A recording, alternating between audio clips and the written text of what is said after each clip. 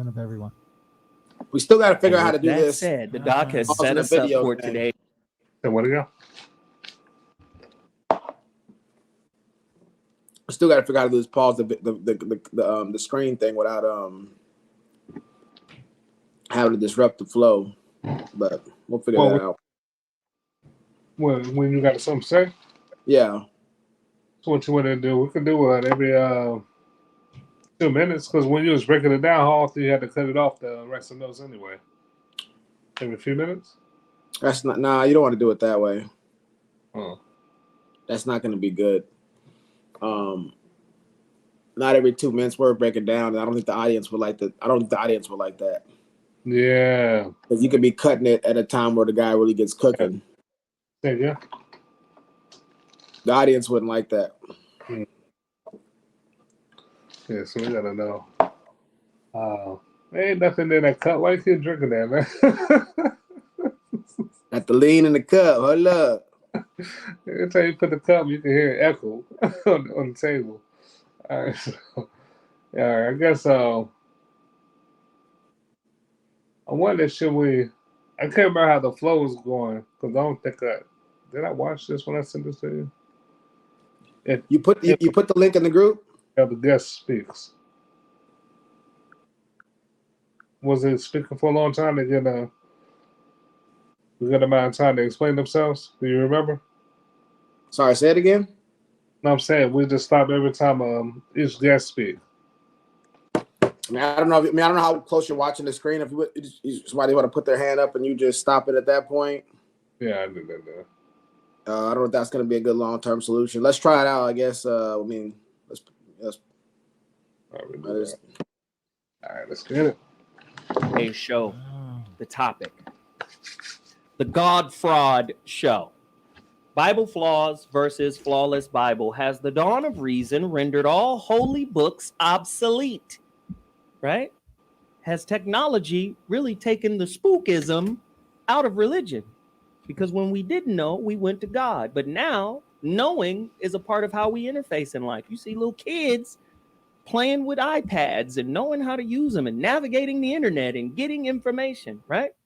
Things have changed. So with that said, I like to prepare us with questions. But before I get to my questions, I have some book selections that I want everybody to go get, right, and read up on this topic. History. The world. This is and here's another one. Caesar's Messiah. The Roman conspiracy to invent Jesus. Our preacher, is it the preacher? Back to the questions. This is an honest question, right? Our preacher, is it the preacher's job to keep the congregation in a state of dependency and self-pity? I'm just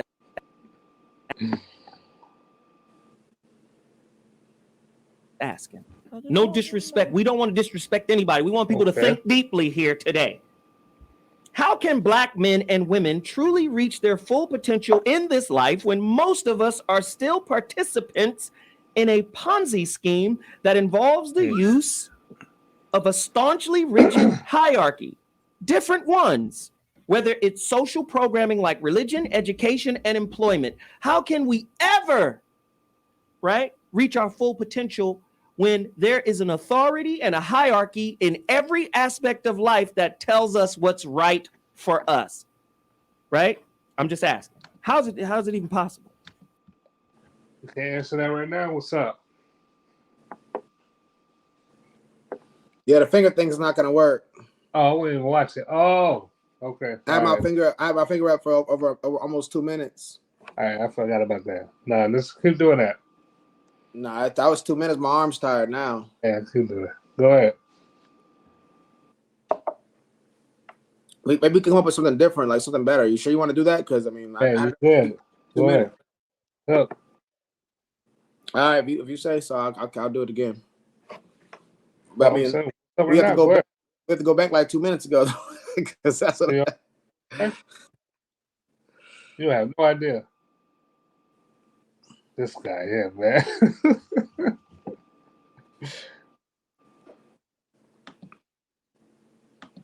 Buddha and Christ. I mean, let's start from 18. Caesar's Messiah, the Roman conspiracy to invent Jesus.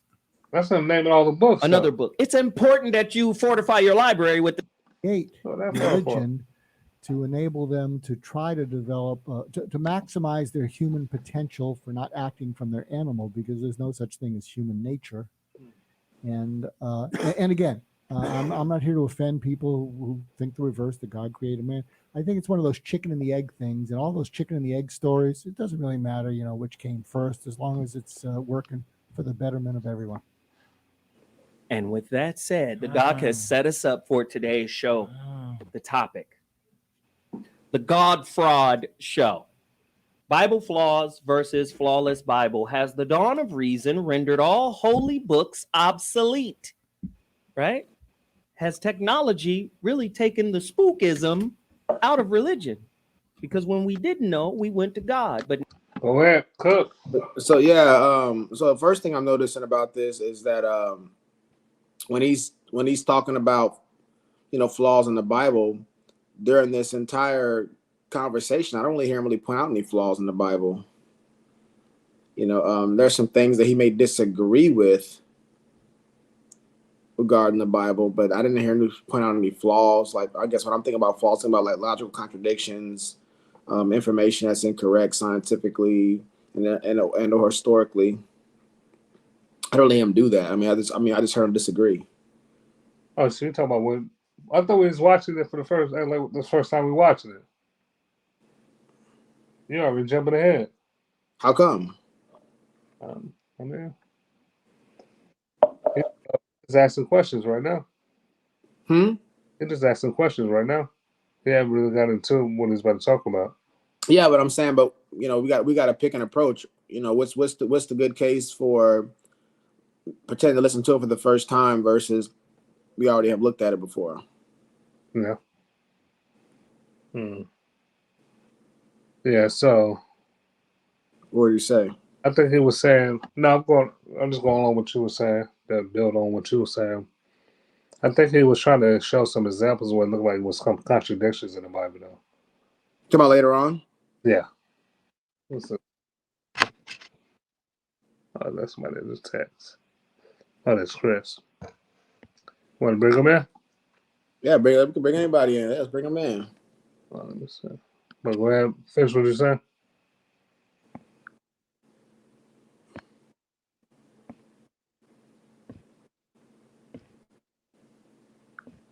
Well, I was figuring out whether if you thought it was better to pretend to listen to it for the first time or just go with the fact we've already listened to it. Let's just go with the flow. However you want to do it. How you feel? I mean, I was thinking, what's the pros and cons? I mean, the way since I can edit it, it's not gonna be live, so that would have been a con. But I made a pro. Oh, you can still hear me? Yeah, I can hear you. You want to get your boy? You want to get little bro in here? So you get little bro to my Chris. No, I'm talking about Justin. Oh, yeah, if he wants to be in. I know this is my dad's about to be at his house in about 30 minutes, so I don't know if he may have a little time. I don't know what he's doing. No, I'm just saying another experience about really walking that walk. His expertise on it. If he, I don't know how nice he is breaking down what people saying. Better than average. I mean, yeah. But your dad over there, don't worry about it. All right. So whatever. Let's just like I said, we gotta knock this out the way. So whatever comes to mind, let's just let it out. All right. By the way, did you get the videos I sent you earlier with Tom McCurry? Dr. Tom McCurry? Yeah, I got him. I haven't seen it yet, but I got it. Yeah, man. I might have to put it on your Facebook so you might be able to scroll and see it there. Now, knowing is a part of how we interface in life. You see little kids playing with iPads and knowing how to use them and navigating the internet and getting information, right? Things have changed. So with that said, I like to prepare us with questions. But before I get to my questions, I have some book selections that I want everybody to go get, right, and read up on this topic. The Dark Side of Christian. Yo. And that was about 8 seconds. But yeah, he's saying things have changed. And this is, to me, like what I would call recency bias. And that's a very common thing. We all think that we're smarter than the past and that we know more than the past and that, that was cool for back then. But now, like I look at this like when it comes to the NBA, a lot of times, people will think, oh, those guys back then couldn't hoop. Or there's John Stockton, even Michael Jordan, people say that about him. But the thing is, like, Jordan played when Kobe was playing. Kobe wouldn't say that Jordan was outdated. You see what I'm saying? Yeah. But there's people that didn't play when Jordan played that might look at the videos and go, oh, he's outdated. I mean, the competition back then. But the guys, Steven Jackson, all the guys who played with Jordan were like, no, he was still killing us. You see what I'm saying? Because they wouldn't call maybe Steven Jackson and Kobe Bryant's era of basketball outdated, but they would call Jordan's. But Kobe played Jordan, and everybody that played against Jordan was like, even when he was old, he was still killing people. You know what I'm saying? And so I think that's when it comes to recency bias. Recency bias is a type of cognitive bias that's caused by assuming the future events. I forgot about recency bias. That's pretty cool. I've heard of it. Yeah, me either. Recent experience. In other words, it causes you to think that because of certain events happened recently, that they are likely to happen again soon. Yeah, and the crazy thing is that, like, because I was thinking about all the different biases, and I had to think about recency bias when I was trying to list all the different biases in my head, like reference group, confirmation bias, things like of that nature. But yeah, so yeah, in this situation right here, he says, when we didn't know, we put God. That's what's traditionally called God of the gaps. Where people will say, skeptics will say things such as, in times past when we didn't know how to explain, let's say the lightning, there was Thor, the god of thunder, or Zeus, the god of lightning for the, Mount Olympus. And so as basically, God is there to fill in the gaps in our scientific understanding. But that assumes, one, that there's only one type of knowledge, science, knowledge, conscience with knowledge. You're seeing science is the word knowledge. There's different types of knowledge. You got musical knowledge, you have historical knowledge, you have mathematical knowledge, you have scientific knowledge, you have just all kind of different types of knowledge out there. And most of the knowledge that we use every day isn't scientific knowledge. And so that being the case, the most important questions that people kill themselves over and relationships over has nothing to do with science most of the time. Nobody's breaking up with somebody because somebody said 2 + 2 is 5. Well, maybe that would be grounds to break up with somebody. Take that back. But you get my point. And so my point is saying that, when he's talking about, now that we know, he's implying that because we know something now, it means there's less space for God. That's not true, because the questions that we use God to answer, we're using God as like a coverall for everything that's in the religious context. Then most of those things we still need God for. When the slaves were humming different gospel hymns to help people get freedom and to get them keep hope alive, and when they're singing and praising in the church, to inspire them and to keep them enduring in their tough times, scientific development doesn't help them with that. The Pythagorean theorem is not going to help them with that. So this is like what I would call like a version. He only said so much, but I would call like a version of like scientism, where it's like this worship of science. And I mean science, how we use it typically, like having to do with the scientific method and stuff like that, not science in the sense of knowledge. Like there's different types of knowledges, but, so again, when I'm listening to this right here, this is a very small-minded argument, and it only really appeals to people who haven't looked at it from a more holistic view or haven't looked into the weeds of it. Even a lot of universities have chairs for science and religion, because religion plays a major part. I've heard it said theology is the queen of the sciences.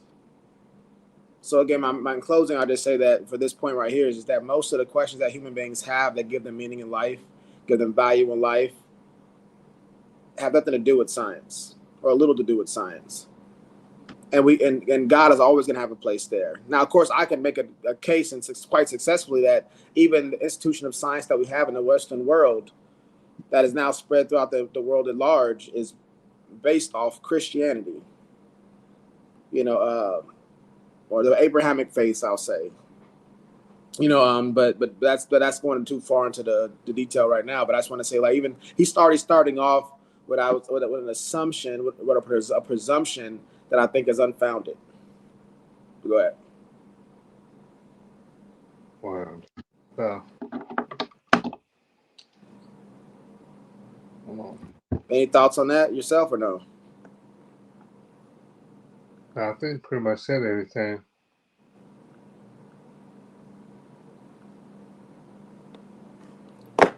Nah, no thoughts on that. No, that's good. Because you know what people saying. Hold on, because I can't see this. Hold on. Like I said, I don't know exactly what he means, right? But I know that people sometimes use science and this is the way they use science when it comes to the Bible. They use it to disprove a lot of the miracles. So they would say, okay, for example, according to science, it would be impossible for Jonah to be in the well. You get what I'm saying? And they try to break down the science of biology, how the whale's body work inside the digestive system and all that. So what are you saying to that? I'm saying his point in my head again. Mm-hmm. That's the only point I could think when they try to the Bible, you see what I'm saying, try to use science to disprove like that's impossible to happen. Because he's saying that when we didn't know, now we have knowledge. We interface through knowledge, which we always have. Mm-hmm. It's not like a new thing we interface. We're able to interface more readily with technology. But I would say, well, fresh. There you go. What up, though? So let's start it over now. That CJ. Wait, I want to hop in on that question because it's simple. If we're in the Bible and we're talking about miracles, just because we figured out how the biology and how the physics and the science of it work, that doesn't change. It's not like the whale evolved and we know what it is now. The whale was the same whale back then. It was a miracle back then. It's a miracle now. Facts. I want to say a miracle almost by definition, at least the big M miracles are not supposed to make sense they're not supposed to abide by the laws of logic. Otherwise it wouldn't be a miracle.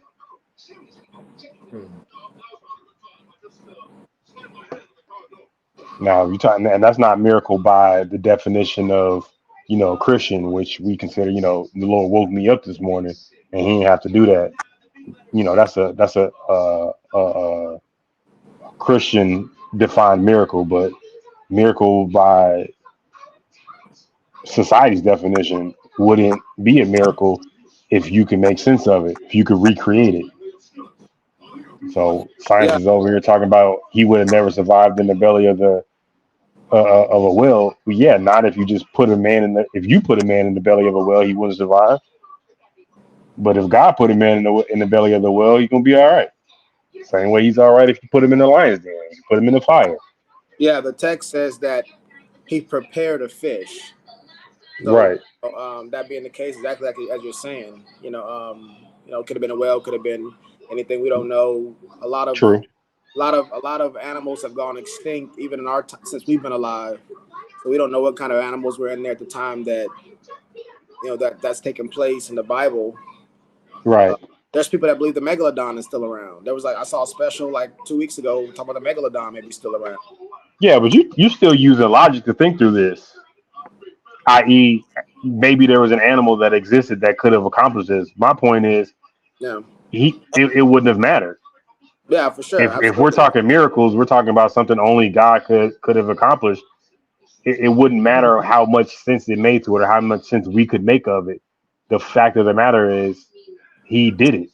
That's facts. Last thing I'll say about that, because we're gonna see it again because we're going backwards, but because we're going back to 18 minutes. But I'll just wait. Sorry, go ahead, CJ. I don't got nothing else. I just wanted to. I heard the question when I popped on, so I wanted to put my 2 cents in there. So I don't have no real context for the rest of the conversation. Yeah, we're gonna play it again. So when the video's played, CJ, just if you don't mind, put your phone on mute just when the video. Yeah, that's a bet. And how we're doing, if you want to say something, you just put your, Darius wants to keep it, just put your finger up or something like that. On camera or on the app? He's saying on camera right now. Yeah, that's what you suggested. He off now. So, I asked you if you wanted to do it or not. I said I didn't think we should because it was 2 minutes the first time I did it, and then 8 seconds after that. So, but okay, you want to go back to doing the private chat? Well, I was asking again. You're the one who's responsible for stopping it, so you got to see what works best for you. It may be different for me or for CJ. Yeah. The first time I put my finger up, it was 2 minutes before you noticed I had my finger up. Yeah, just type it in the private chat. You got the private chat, CJ? You know what that's at? Yeah. All right, so hold on, the private. So there's another chat other than I got a chat button here. All right, no, it's just chat. It's not but what he means by private is everyone can't see it we can only see it in the app. Everyone can't see it on the live stream. Yeah, okay, so if I go to chat. comments, that's the live stream one. I don't know about that. I can't even see. I can't see comment. Yeah, what are you talking about? I see it. Yeah, I don't think there's a live stream comment on I think that's comments that they're making. Because when I click on it, it don't bring up my keyboard to type anything. Me either. Chat, CJ's off there. Type something in the chat right now. When you said can you me, you did that at 10:36 p.m. Pressing the back button to get out of screens and stuff, and it's taking me out of the whole app. You want to do it that way? That's easy for y'all. You communicate. It's not what's easy for us. You're the one who's got to, because timing is the most important. Yeah, no doubt. I get that. You got to pick what's best for you. Hey James, are you the Black Vulcan? Yeah. I love it. I love it. I hate that you put black on there. Yeah. What's to say? It ain't no Black Vulcans. Well, actually, me and Darius look it up. There actually is a Black Vulcan. We got to probably post a picture of him at some point in time. I typed in the Vulcans, and all the different Star Trek characters popped up, and there's a few black ones that was in there. Hell yeah! But Bob, you ready, Darius? So we doing chat or we doing finger up? I think we should do finger up, and here's why. Here's why I say that. Because if you're trying to make a point at a certain point in the video, think how long it's going to take to go into the chat, type that up, and then Darius stop it, as opposed to just seeing it in the camera. That's just my 2 cents. I could do either way. Darius, what do you think about that? Not two or more, let it word be established. Like I said, it doesn't matter to me. I'm listening to Zoe and watching y'all at the same time. I just wonder how that would look. It was still viewers keeping your finger up. I don't know if that's gonna look. Yeah, we'll stick with the finger then. That's cool. All right, that works. All right. Let's go. I'm about to play it. Oh, y'all see the Vulcan, right? Yeah. Yeah, I'm about to say I knew he was in Next Generation. It was a Black Vulcan. Now, how far y'all trying to take this? I get my eyebrows done tomorrow. How far are we taking this thing? Come on, man. You live in Houston. They'll kill you out there for that. You be dead in the streets messing around with them eyebrows. Coming out here looking, you a weird nigga. You're done out here. All right, we ready, Dave? Kill each other, and we're going to be like animals. It's going to be survival of the fittest, and we're all going to go down. So I think man needed to create religion to enable them to try to develop, to maximize their human potential for not acting from their animal, because there's no such thing as human nature. And again, I'm not here to offend people who think the reverse, that God created man. Those chicken and the egg things and all those chicken and the egg stories, it doesn't really matter, which came first, as long as it's working for the betterment of everyone. And with Can you that pause said, that? the doc has set us up for today's show. The topic, the God Fraud Show. Yeah. So he says that mankind created religion. And this is my critique of that, is that religion is all around the world in every place pretty much. So how did everybody have the same idea to create a religion? And if you somebody can say, well, no, we all started from in this location and we kind of spread out the Bering Strait, as the water receded and land, or people walked around, and then when the water rose back up, it separated human beings in different places, and that's how you got different language. Fine, but then why did people keep religion once they weren't with their parenting tribe or whatever? It seems like what I've heard is that somebody might say it's in our biology to create religion. That's one thing. So it's not like humans are creating it. Something maybe in our DNA that makes us have to create this hierarchical structure that's spiritual to give us a foundation to live and to reproduce. Ultimately, if you can take that approach, I would say obviously it wasn't man-made, because why does every civilization, everything else that's man-made in the world, it's not the same everywhere? If we all have different religions, how did everybody get the same idea? Let's all create a God figure. That seems odd to me, that every place in the world there would be something like that. I agree to a certain extent. I think the nature of the human being is inquisitive to the point where we need to, like, just our natural evolution, our natural progress in life comes from the need to kind of define and categorize and put framework around everything. So I think the creation of religion. Well, first let me backtrack, because what I want to ask is, when we're talking about religion, are we talking about like religion by definition, or just the overall belief? Well, I guess by definition it is a belief in a higher power. But are we talking about religion as the social structure, or are we talking religion as in relationship to a higher deity or an unexplained power? Yeah, I would assume the latter. I mean, just whether it's ancestor worship, Right. anything related to some kind of transcendent, type of entity. Okay. So in that case, and I'm gonna frame it like this, because I don't want to make it seem like I am on the side of the social sciences, if you will, for lack of a better word. I'm not sure what their the proper term is. But essentially, I think that humans have a need to assign. They basically have a Agency. need to, yeah, agency to unexplained things. So Absolutely. that's not me saying that I don't think that a higher power or deity exists. That's me saying that the creation of religion is born out of that. So that, that's essentially air. It always existed, but at some point in time, we needed to define what it was, whether we could see it, whether we could create it or not. That's kind of where I'm going at with that. So I think religion, as a structure, as a societal structure, was created by humans, born out of the need to define the undefinable. But that's not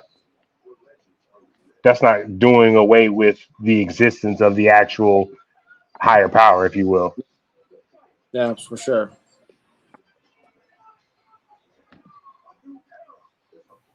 Bible flaws versus flawless Bible. Has the dawn of reason rendered all holy books obsolete? Right? Has Hey, is this how he technology sounds the whole really time? taken the spookism out of religion? Because when we Yeah. didn't know, we went to God. But now knowing is a part of how we interface in life. You see little kids playing with iPads and knowing how to use them and navigating the internet and getting information, right? Things have changed. So, with that said, I like to prepare us with questions. But before I get to my questions, I have some book selections that I want everybody to go get, right, and read up on this topic. The Dark Side of Christian History by Helen Ellebree, right? please go get this book, The Dark Side. Big. I think with this one right here, I mean, what he's talking about is classically called the God of the gaps. Basically saying that, God, we put God in the spaces that are the voids of our scientific ignorance. So what we're ignorant of, like, so we don't know how thunder and lightning comes. We have Zeus or we have Thor, right? And that's how we explain lightning until we understood the atmosphere better, meteorology and things of that nature, right? So that's the tough thing about that is, again, and I mentioned this earlier, is that we're really honing in on one type of knowledge. Science means knowledge, like conscience with knowledge. That's what our conscience is, with knowledge, right? So knowledge is multiple things. There's musical knowledge, historical knowledge, judicial knowledge, all kinds of different types of knowledge that we have, and not all of it is scientific. But right now he's turning it into like, so we always had this association with, oh, we filled in scientific knowledge that we didn't have with God. But most of what people use God for in their lives has nothing to do with the laws of physics. It has to do with hope, meaning, love, justice, standing up against evil. That if the Pythagorean theorem is not going to help you with that. Right. It's the law of uniformity is not going to help you with those things. So again, I think when we have this overly simplified version of what we need God for, I would call it like scientism, this belief that this science is all things, because he mentions technology and stuff like that. Now, again, I can make a case that the science as we know it today as an institution is founded in Christianity and of Abrahamic religions. I mean, Isaac Newton, Galileo, Copernicus, we can go down the list of guys who said they did their science based off of the law of reaping and sowing, and that God wasn't going to change it, so that he made the earth in a discoverable way.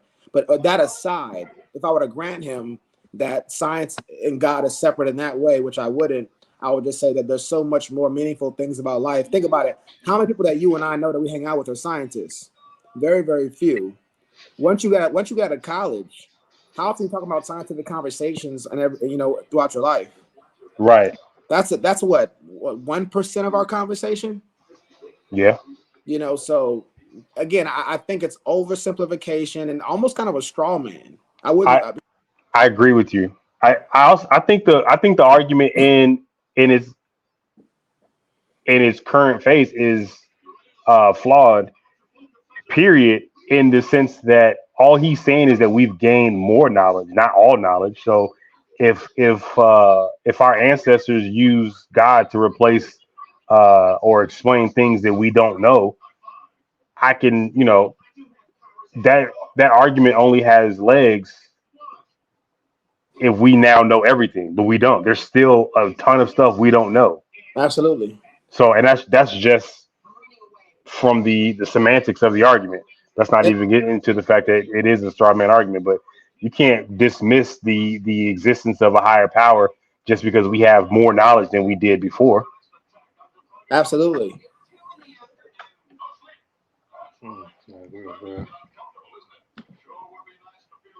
Straw man fallacy. Substitute a person, action, position, or argument with distorted as exaggerated, misrepresented version of the position of the argument. All right, so logical form. Person one makes claim why. Person two. James, layman terms. Yeah, I would say for the people. I would say that the straw man, the issue being is that for most of human history, we've never really used God for science. Now, I'm not saying there's not a small percentage of very intellectual people that were trying to explain things with God, but most of what God uses for things outside of the laws of physics. It's about love and justice and family, things that, the reason why I'm living and I don't kill myself. Those are the big questions that people spend a lot of time pontificating on, and it has little to do with, again, the law of uniformity, thermodynamics and things of that nature, astronomy. So I would just say, again, that's why I mean the straw man is just saying that he's likening the God conversation to technology and what we know today, and nothing wrong with asking those questions and trying to figure out where that stuff fits in, but that's a very small percentage of the overall conversation about how spirituality and or God fits into our lives on a day-to-day basis for the average human being walking around who's not using all this lofty diction and reading all these books. Also, what about the fact that again, uh, until we have all the knowledge, and this is, I think God exists in everything, even the knowledge that the scientists are discovering, or they're pontificating on. But let's just say, for the sake of the argument, that God exists in the absence of the science, Yeah, i.e., like you were saying, James, like, why do I wake up and not want to kill myself every day, even though I feel like I want to, right? Like, there's no science that can explain that. You can talk about depression and chemical imbalance and all that good stuff, but you don't really get to explore those things until that person is possibly dead, and you get to kind of crack open that brain and work through the autopsy. absolutely. And from a scientific standpoint, you're the same amount of atoms and molecules whether you're dead or you're alive. There's no difference Exactly. chemically whether you're dead or alive. So scientifically, what's the difference between killing myself and not killing myself? Exactly. So Well, at that point, it's talking about hope, and my thing is, if he's trying to dismiss the existence of God based on that, doesn't God or a higher power exist purely because we say it does, purely because we give it agency in this world?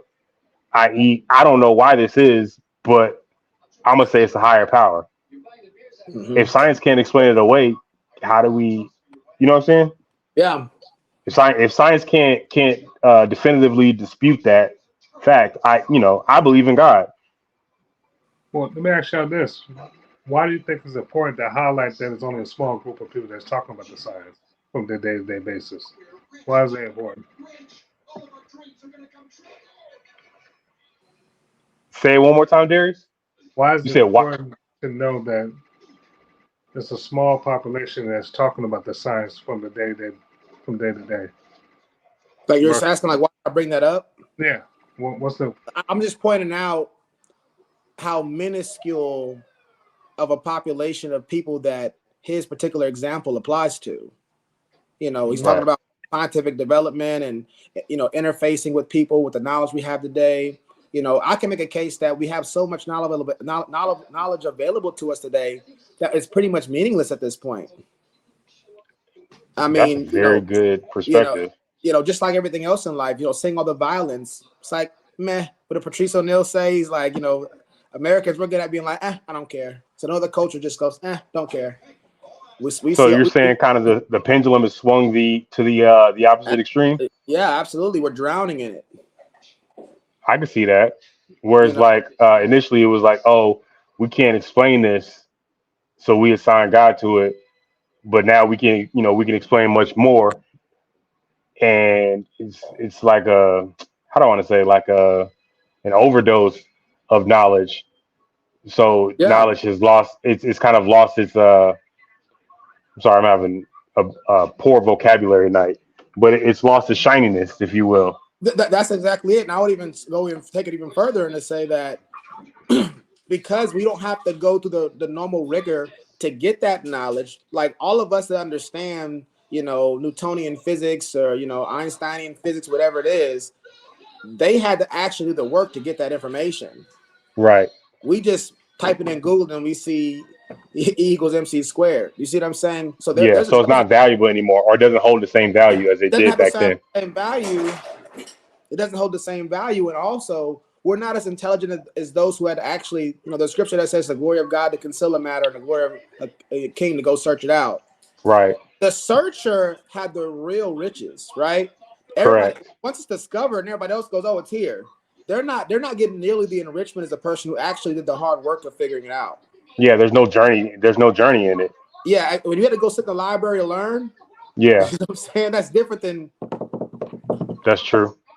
That's true. and we're talking about for the kids. He mentioned kids. And so I'm saying, as young people, before we're as adults and stuff like that, we learn these different techniques and tools. We learn the importance of doing the work for yourself. When you're just a kid popping up answers everywhere, what value does it really have? It doesn't. And then with such At that point, it's damn near tribal knowledge. for sure. And then on top of that, I would say it's just like we teach in sales. If you can I can't even think of what the phrase we use for it right now. It's crazy, but when you overwhelm people with too much information, paralysis by analysis. Like there's so much information. It's like I went to Men's Warehouse to get a tie one time, and they have so many ties that match what I was trying to wear and or coordinate what I'm trying to wear. So the thing is, I told the guy, I say, look, you go pick 3 or 4 ties out, and I'll pick out the ones you pick. So if I go over there, I'm gonna walk out. If I go look at all them ties, try to find a tie, I'm gonna get overwhelmed. I'm gonna leave. And I'm not gonna get a tie at all. I'm not gonna get a tie. I'm not getting none of this stuff. I don't got my tie to go with it. I'm not getting none of it. So the thing is, like, paralysis by analysis, there's that element of it too, where there's so much knowledge, it's too much. Let me ask a real quick question. This is because for backstory for me. What is the guy that we're listening to? What is his position on this? Is he just going over for the exposition of it all, or is his stance actually anti-religion? I think he's really anti-organized religion. Okay. So what I always say is why is he not separating it though? Because it don't sound like in this clip that he's separating organized religion from the belief in a higher power. He's gonna get into a little bit later. People that say they don't like organized religion, I'm always saying he prefer disorganized religion. Got it. Okay. But yeah, so yeah, I guess Derek's gonna play because he's gonna get more into that stuff. All right.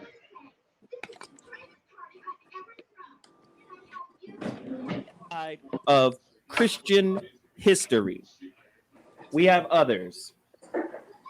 Ancient Egypt, The Light of the World, Volume 1 and 2, Gerald Massey. He has several books, man. Several incredible books. Gerald Massey, you guys got to get those books. Religious Literacy, What Every American Needs to Know and Doesn't, by Prothero. Stephen Prothero, published by Harper 1, 2007. This is a great book. Religious Literacy. Please go get that book. The World's 16 Crucified Saviors. Wow. By Kersey Graves. The World's 16 Crucified Saviors. Please get that book. Sons of God, Buddha and Christ Unveiled. Please. Krishna, Buddha, and Christ Unveiled. Woo! You think these books are... Here's another one. Caesar's Messiah, The Roman Conspiracy to Invent Jesus.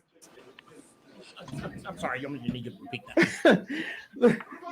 Caesar's Messiah, The Roman Conspiracy to Invent Jesus. Another book. It's important. Speak on it. Hey, real quick, and this is less addressing what he said and more the overall argument. I hate when they try to compare religions and show the similarities in them to point out the fact that they were all made up, when every scientific discovery we've ever had in life is only a furthering of a previously existing idea. Yeah. It's only another scientist expanding on or discovering something new from an idea that exists before. Like, there's very few quote unquote original ideas in science, original discoveries that just no one had ever like thought about before. It's generally like, oh, I was looking at this and I dug deeper. The tools or the technology of the time is a little bit better, allowed me to see a little more in depth, and voila.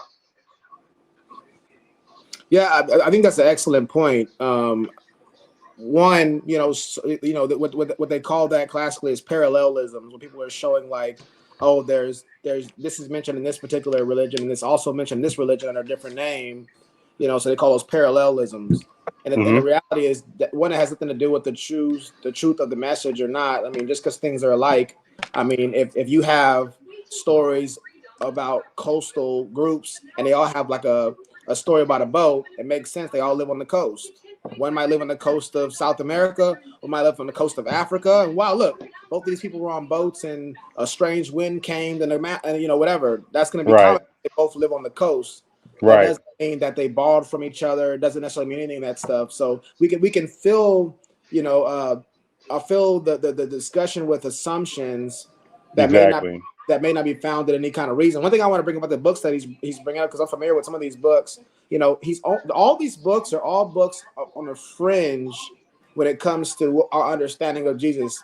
The Bible and Jesus story, in particularly, is the most well documented religion we have available to us. Archaeologically, every kind of way you can imagine. And so the thing is, when he's bringing up all these fringe books, these are people who are taking a different perspective on what Right. we commonly hold to be true when it comes to this stuff. I'm talking about like an academia. So the Romans inventing Jesus, most historians don't believe that.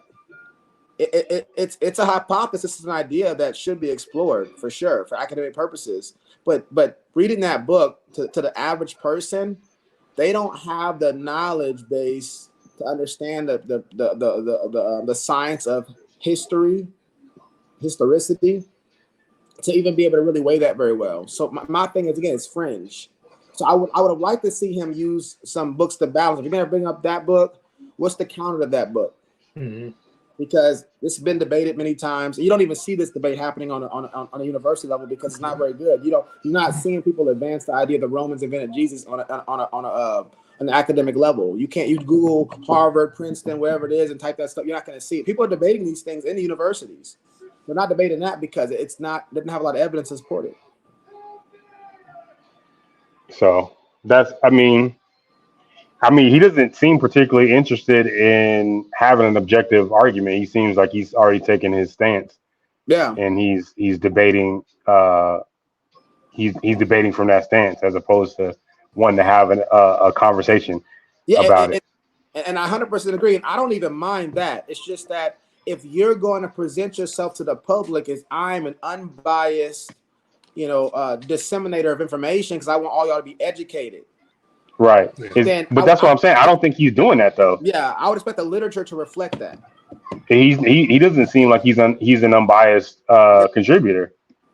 So if he has a slant, then okay, we know he has a spin. And that's fine. But now we can have the vetting process in our minds that we would put for somebody who's gonna have a spin to what they're gonna disseminate. And that's fair. That's fair. I agree.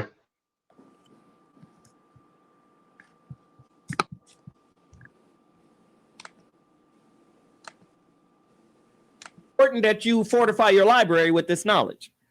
Fire in the Minds of Men, Origins of the Revolutionary Faith, Matrix of Power, Jordan Maxwell. And finally, the book your church doesn't want you to read, Tim C. Leadham. Leadham is spelled like freedom. Leadham. Okay, books out the way. Back to the questions. This is an honest question, right? Is it the preacher's job to keep the congregation in a state of dependency and self-pity? I'm just asking. No disrespect. We don't want to disrespect anybody. We want people to think deeply here today.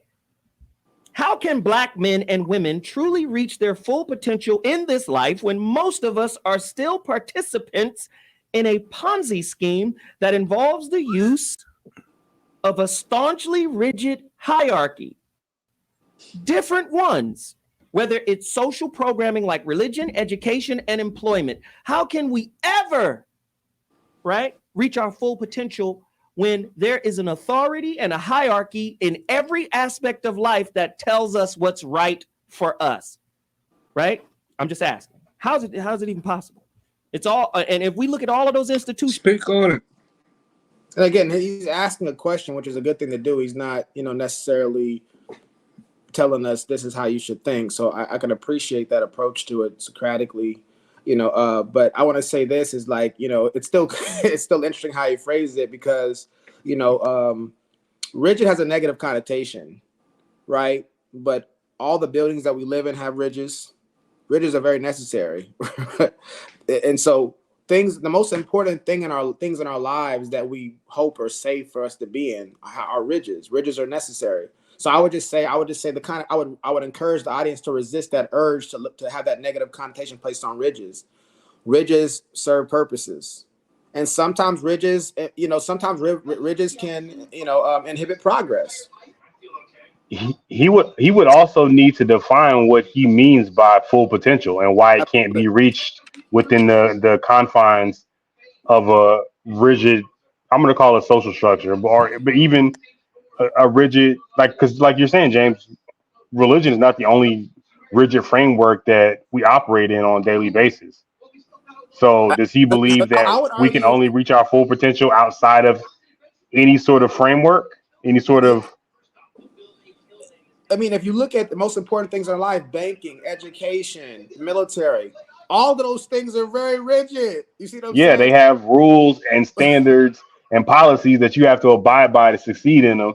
Ex- Uh, so again, I would need his definition on what he feels a human being's full potential is. Like, how do you define that?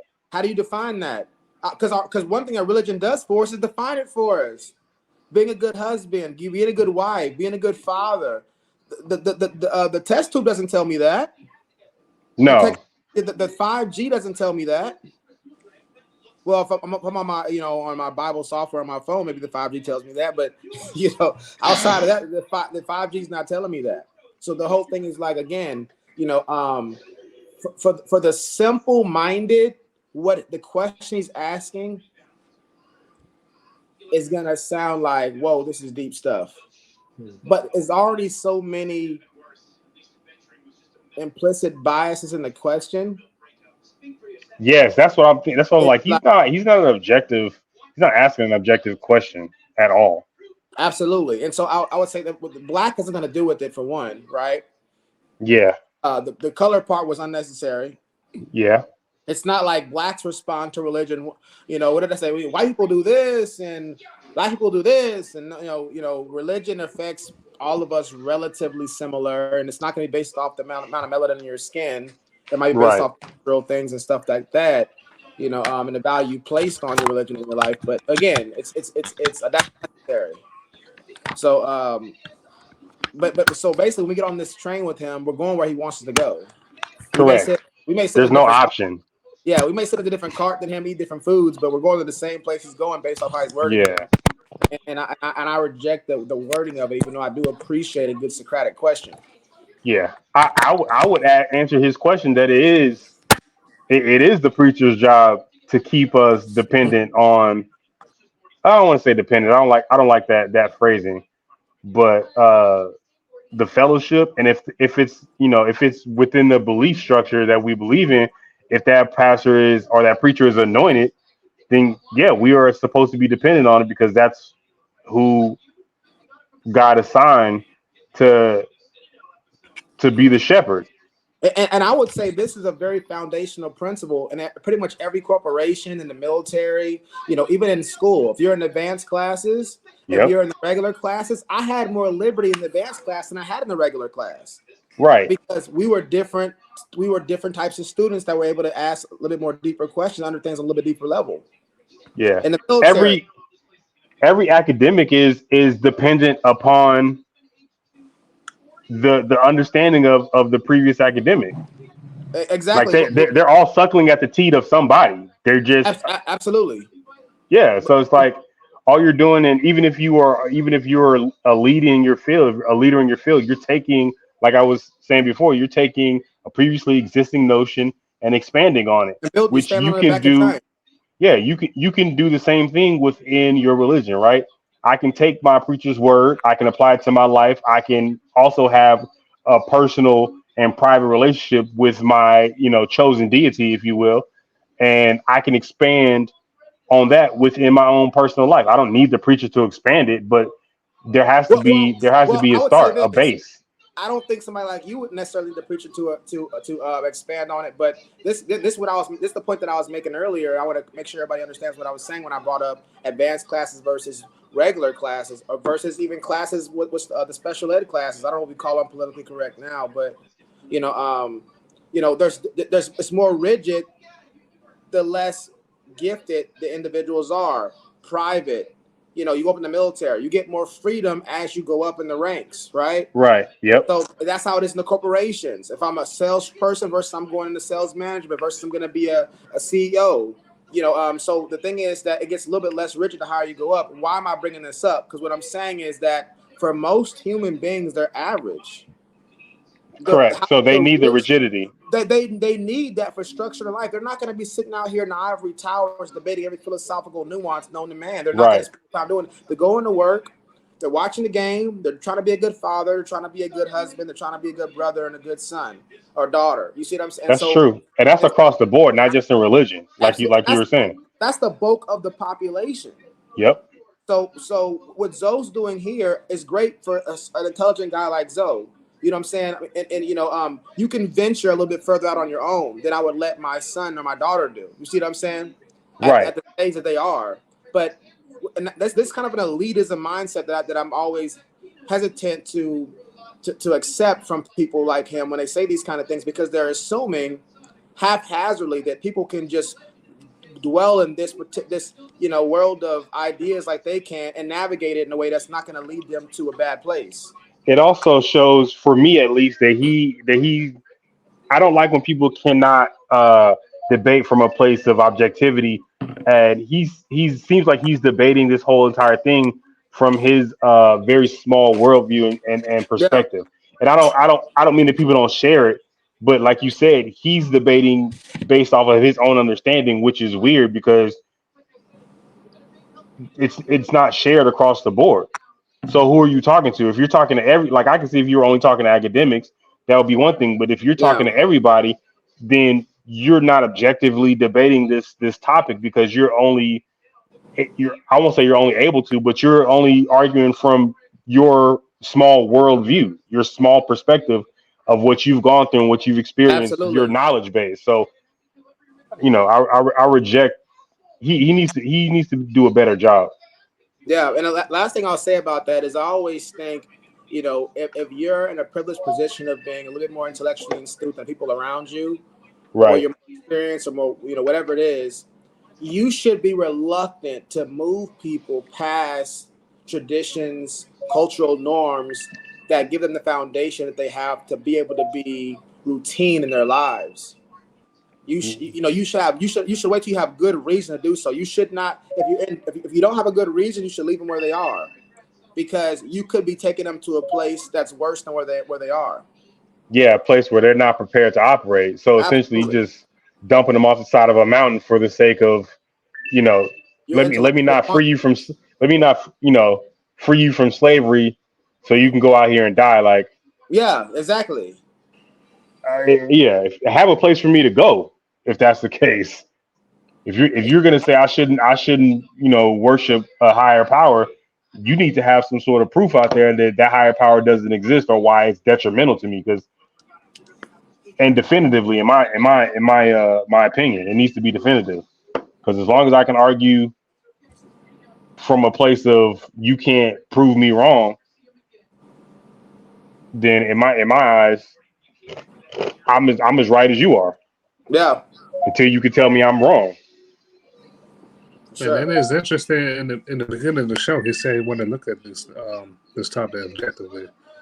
Well, within the questions, he's already showing what. Yeah, he's not dealing from objectivity at all. Yeah, you can tell by the way he's asking these questions where he may side on. So, and that's kind of obvious in the questions he's asking. Even the books he's referencing, he already set it up. Like James said earlier, he's already said you have to follow his journey where he's going. Yeah, right. At least put books on both sides. That's all I'm saying. I mean, I'm not saying don't recommend books. Or debate this with, because who are the two other guys? Are they contributors, or is he debating them, or is he like because they haven't said anything thus far. I mean, I know we're not that far into the video, but who are they? One is actually I'll brief you on it. One of them is actually a comedian, and the other guy is his culture Jewish white guy, author, and Zoe identifies as a philosopher. So okay, He's the voice of reason. He goes by the voice of reason. Yeah. So is he arguing with religious fanatics? Is that who his alt is? Because I don't. Well, Again, on the I think his show, issue When is you we'll talk about have our reason, position on the show. he's implying that anyone who believes in a higher power is by default unreasonable. Yeah. I mean, there's three of us right here who are so I don't know. I appreciate a good debate. I appreciate a good objective question, even if you're on the wrong side of it. I just don't think he's doing a good job right now. Yeah. They're fortified by God. Our relationships are fortified by God. Men have the egoic stance that I'm the leader because God said so.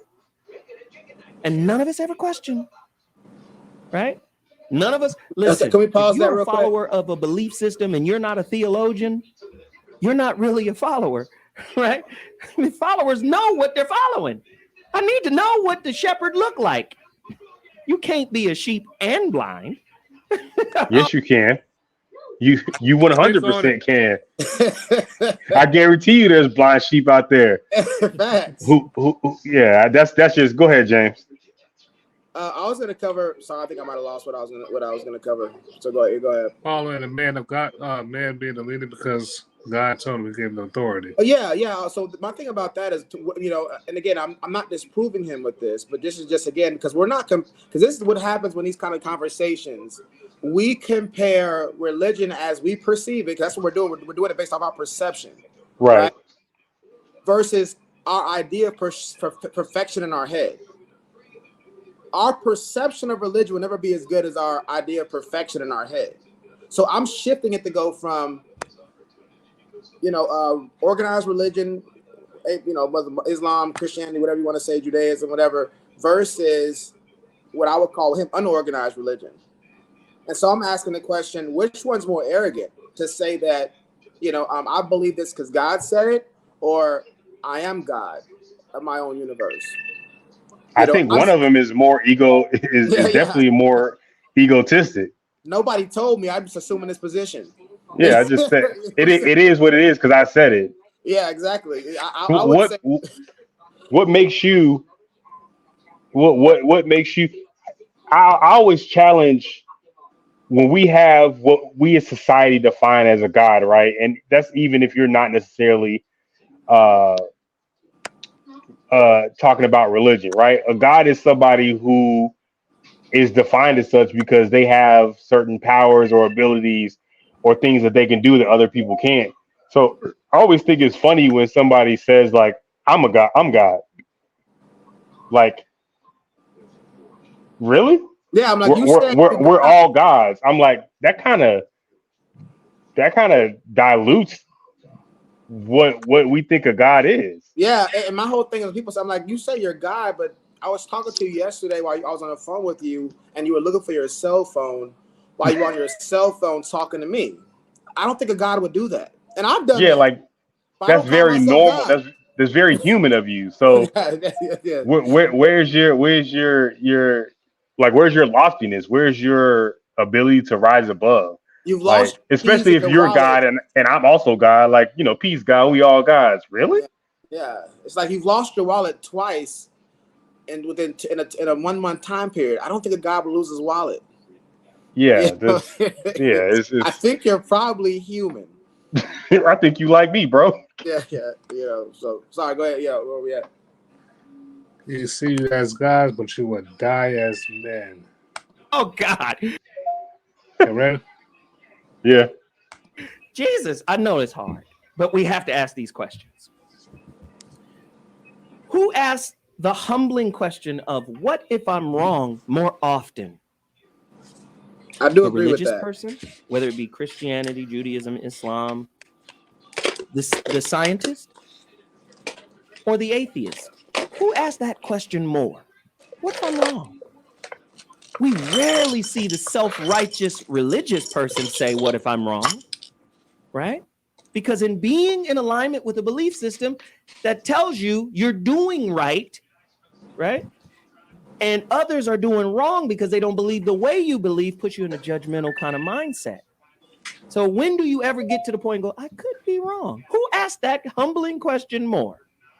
I don't know.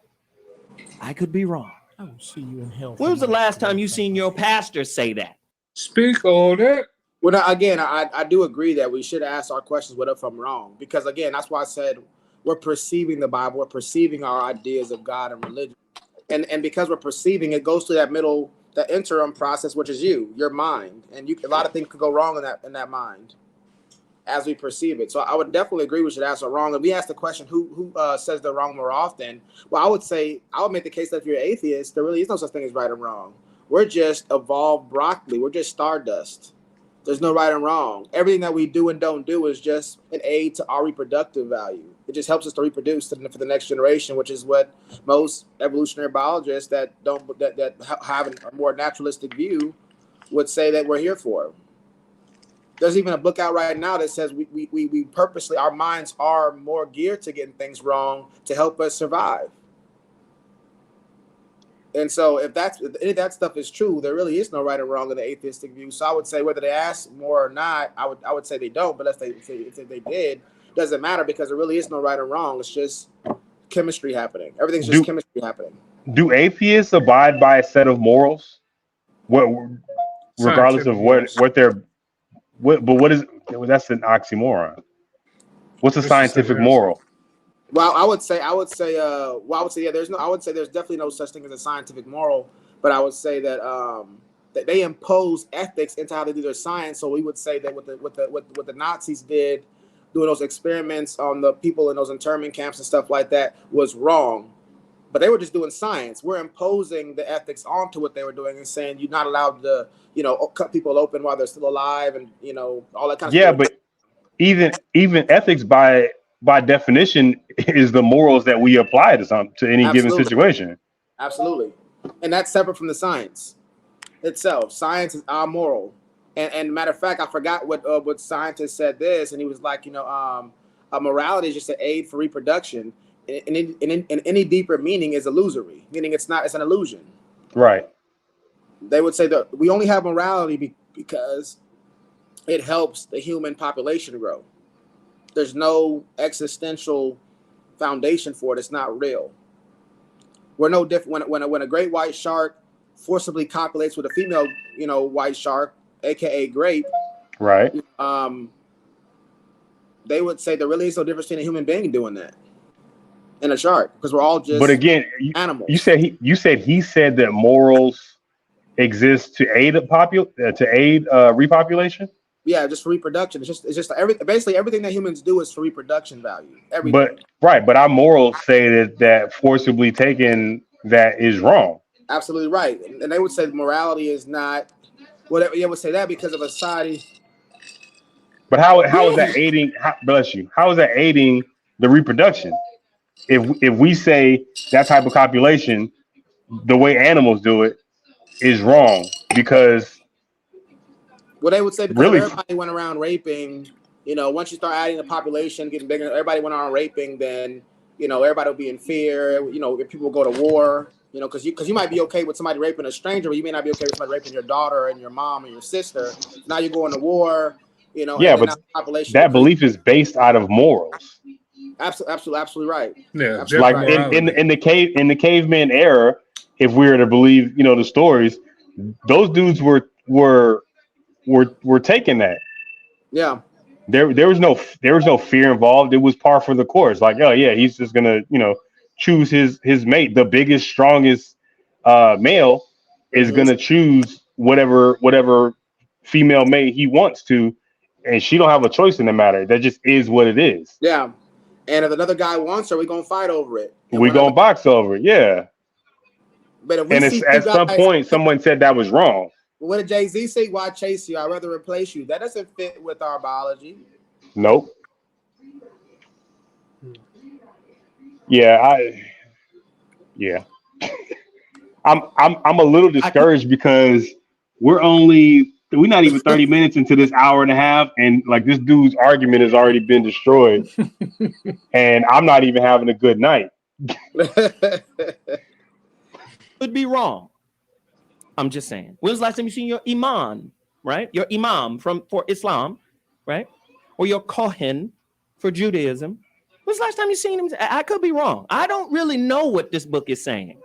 I'm using the best of my ability, discernment, my feeling for it, whatever. Would he lose his flock if he said that? 855-878-4652. 855-878-4652. Again, I'm taking phone calls too. You guys I'm gonna got try to religious questions, you be. can call in and ask us. We're gonna try to do our best, right? Got you. We got I'll be brief because we'll never get through it if I keep on stopping it. But here it go. Here what he said right there.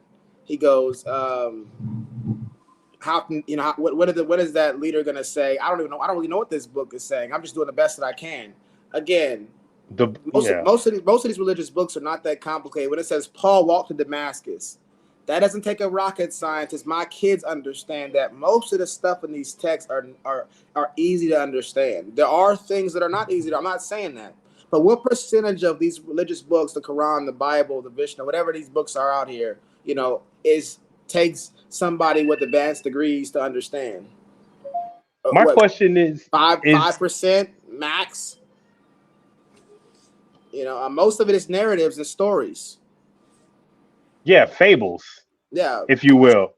Yeah, it's just something happened here. You pull the moral out of the story. So again, he's going to these exaggerated examples, exaggerated statements. I don't know what this book is saying. Like, what he can't read is the guy illiterate or something? Like, you don't know what it says when it says Paul walked to Damascus, or they were, they all got around the room and listened to his stories. You don't know what sitting around the room and listening to somebody's stories is. Most of the stuff is very easy to understand. He's also negating the fact that in most of these religions, they're not going to say that they don't know what the book means, because the belief is that I'm not interpreting this via my own understanding.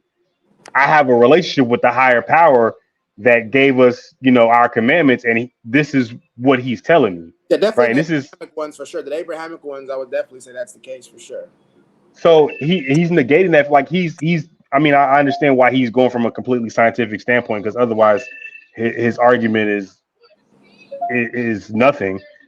But my point is, like, when you're saying how often are you going to see that as your argument, you're not going to see that very often, because the way the system works is not designed for those type of questions. Because at that point, you would essentially be questioning the higher power, which it's built into the religion that you don't do. No. In most things in life, I mean, even when you go back to class, how many people are actually really asking questions? Always a very small questions. One, I mean, there's a quote, and I hate to say I forgot who said this quote, so I apologize for that, but it says, "Judge a man by his questions rather than his answers." A true sign of intelligence typically is people that ask questions. Most folks are not going to be asking questions. Out of 100 people in a room, how many are going to ask questions? How many are going to ask good questions? It's a very small percentage. So again, that's not an attack on religion. That's an attack on the human nature.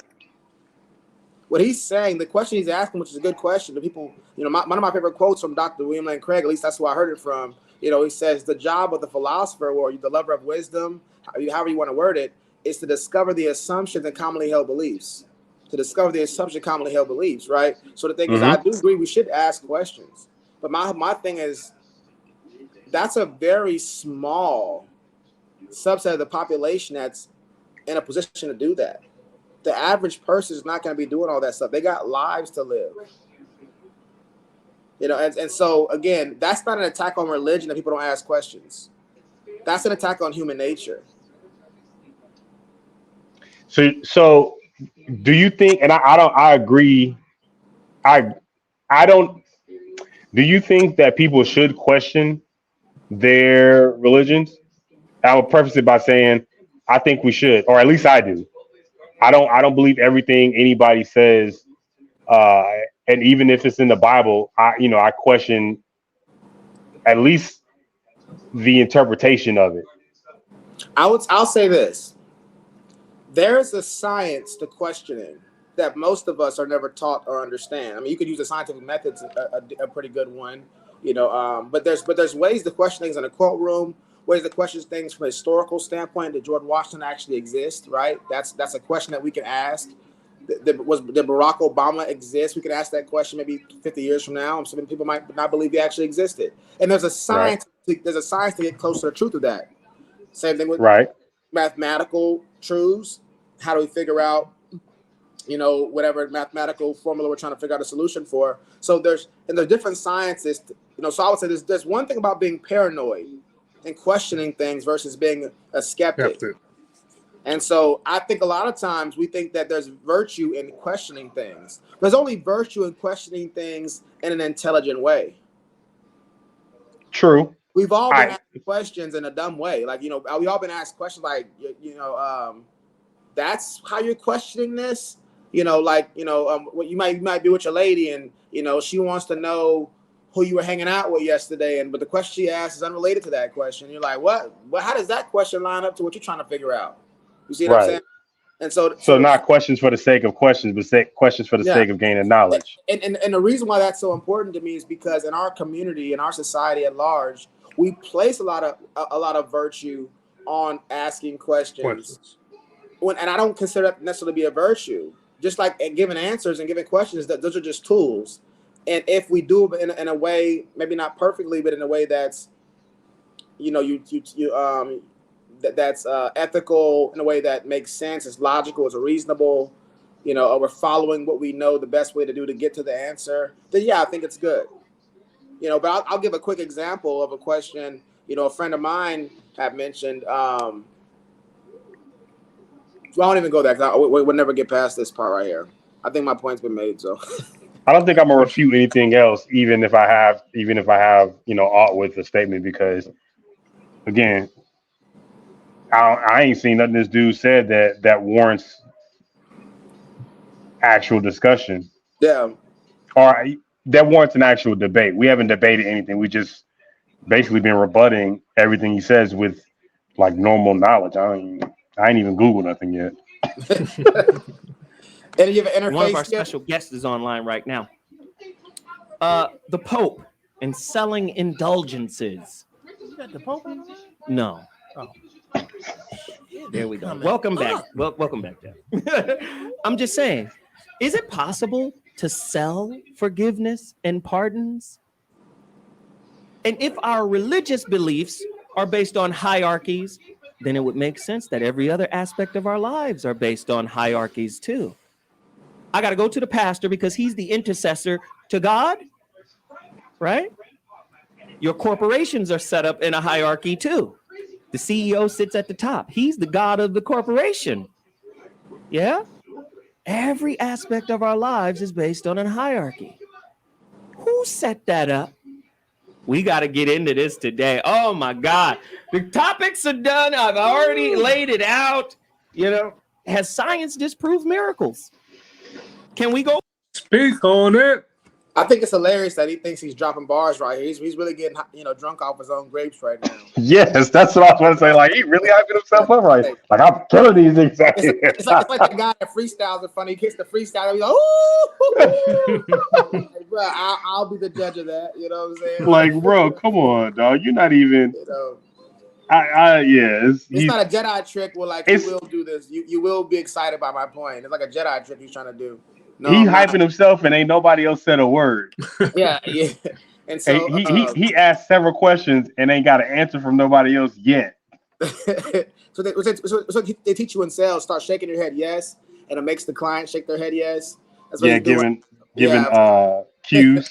Yeah. So again, at his point, if your religion has hierarchies, then everything else in your life would have hierarchies. Again, everything has hierarchies. Our immune system has hierarchies. Our brain has a hierarchy on how it chooses what it's going to focus on. It's a bottleneck. We have a lot of things going through our mind, but we are by bottlenecks to a certain thing. Our eyes. Do you know that we can always see our nose, but our brain purposely ignores our nose? Why? Because in a hierarchy of values, it's not important to see your nose when you're looking at things, right? Correct. But when you're looking, your nose is clearly right there. But we don't see it in the day-to-day because our brain says that's not important. If you ever seen that show Brain Games, they show how when you're looking at things, your brain purposely ignores things, and your brain will fill things in that really may not even be there at times. So my point, every aspect, lobsters, ants, bees, every organism, the solar system is arranged in hierarchies. What religion does Saturn have? No religion at all, but there's a hierarchy there. There's a hierarchy of sciences. The hierarchy of the scientists. Some are more vertical than others. Some of us get closer to truth than others. Obviously, we look at math and logic as being the most potent and the most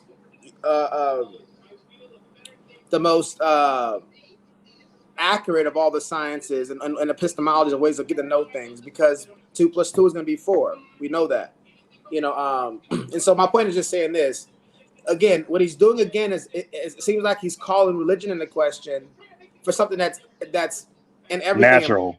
Our own bodies, our eyes, everything has a hierarchy of values or structures of what's going to place importance on. It has nothing to do with religion. Yeah. He's calling out quote unquote fallacies in religion that exist across the spectrum, which is again, he's not doing a good job. Like he hasn't, and the thing is, there are things you could call out in religion that are in stark contrast to what everything else to what society does or things that make sense in the scientific. Like, bro, do that right now. I'm unimpressed. I always forget, Darius, what's that Jay-Z quote I always like that he said about Nas, about like, just because you don't understand it. What did he say? Just because you don't understand it doesn't mean Don't mean nice. that it's nice, yeah.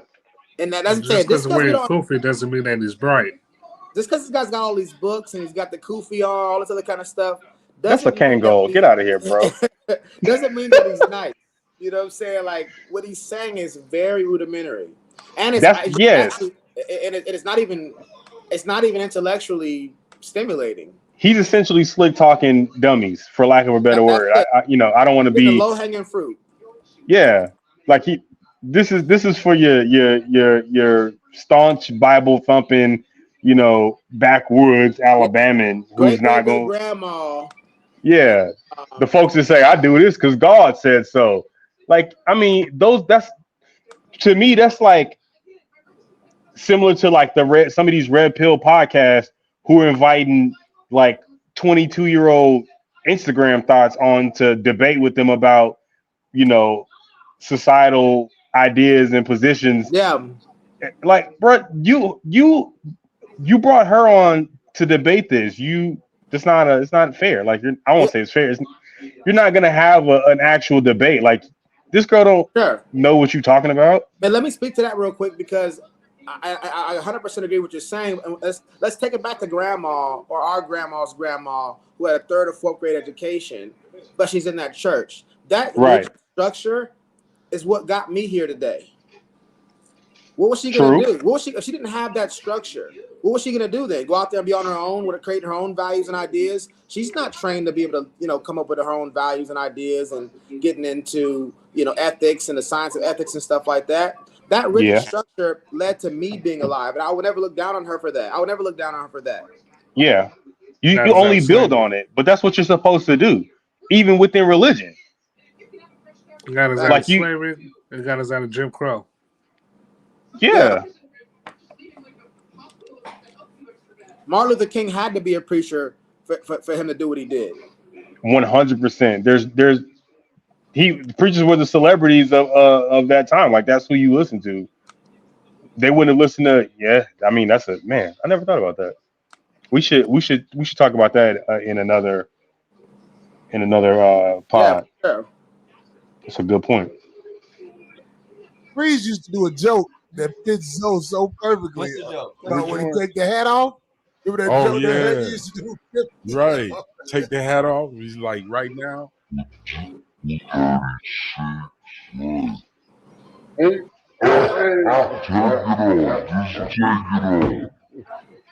it off, and I'm gonna show you.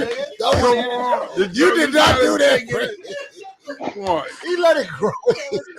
He wasn't ready for it. Hey, I don't like that, man. Let me go ahead and make it. No, they don't. Bro, the disrespect right now, dog, is crazy. Come on.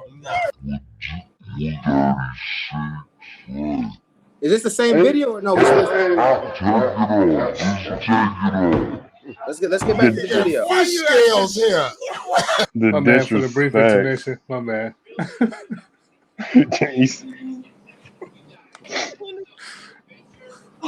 There's so many areas.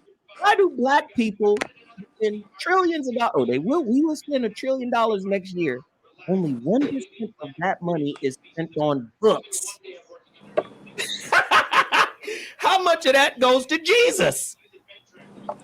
Wow. Oh my goodness. Ladies and gentlemen, without further ado, let me introduce the panel who's on with us right now. We got the esteemed Get to the show yet. and suited and booted Dr. Reverend Bobby Glant. Again, I'll make this real short. Speak on it. But obviously, in more modern times, the broader society that may be a little bit less religious or secular or whatever has maybe caught up to some extent. I would still argue they haven't. But historically speaking, the church was the teachers. That was the education system. Look at the hospitals in your area. Baptist this, Methodist that. The church is what gave us all our social programs. So when people attack the church is taking all these billions and trillions of dollars and quadrillion, quintillion, tatillion dollars, the church is what gave us the hospitals and the educations, everything that we had that we cherish in life was coming from that. Midwives, all these things, all the things that really matter in life came from the church. Scientific development was church. Copernicus, Galileo, all that stuff. This is all church. Show me that in the scriptures. So the reason why I think this is important is to say whenever people attack and say all the money's going to Jesus and stuff like that, where else should it be? That's the people that's on the streets. There's a church on every corner. Every church I've ever been to is helping out the community locally. Whether they have like a place where food could come in. I remember I went to CJ's church. They had a back place with a kitchen. There's food in that kitchen. People could eat. He went to a white church, huh? These are the black churches. The white churches got Starbucks in there, so they good. Hey, look. The only church we went into that I've seen with a kitchen in it is that one white church. There's remember that when you walked out? Yeah. We walked. Well, CJ church was in the hood. I'm just saying they don't even got that in Georgia. I consider all of them the hood. Now I'm sure they got just because you ain't see it don't mean they ain't got it. Yeah, if you a guest, they ain't just gonna take you back to the kitchen and show you where they prepare food. The white folks did. The white folks did. So they took y'all back there. I want to say this: name one organization that does any philanthropy work that's not Christian based.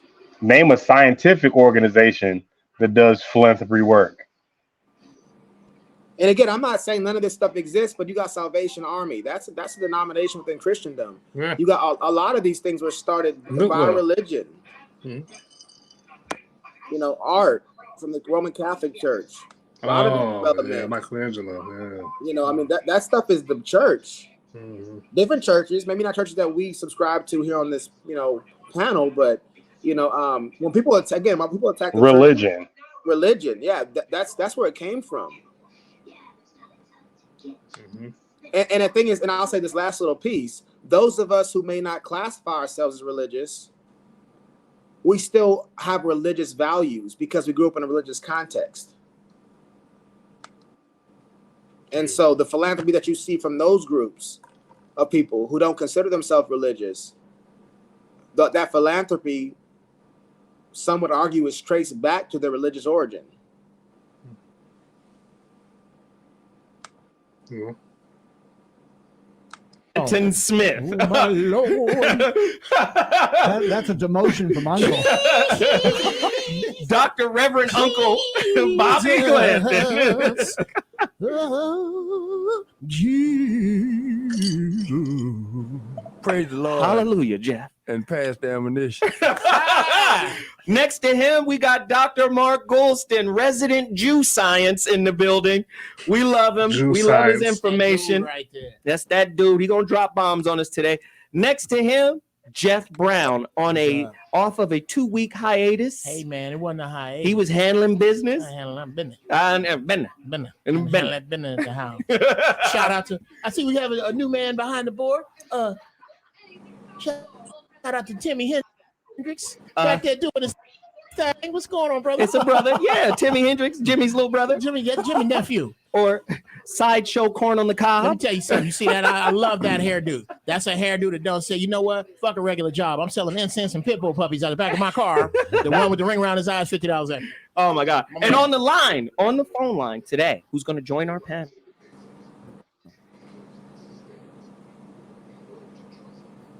Dr. Reverend Phil Valentine is on the phone. We're going to get some science out today. Yeah. We're going to deal with some science today. Phil, you on with us, brother? We'll get him when we come back. He's on the line, though. We're going to get him when we come back. We're going to take a quick break. When we come back, we're going to take phone calls. We're going to take information. We're going to deal with God today. Holla at you in a minute.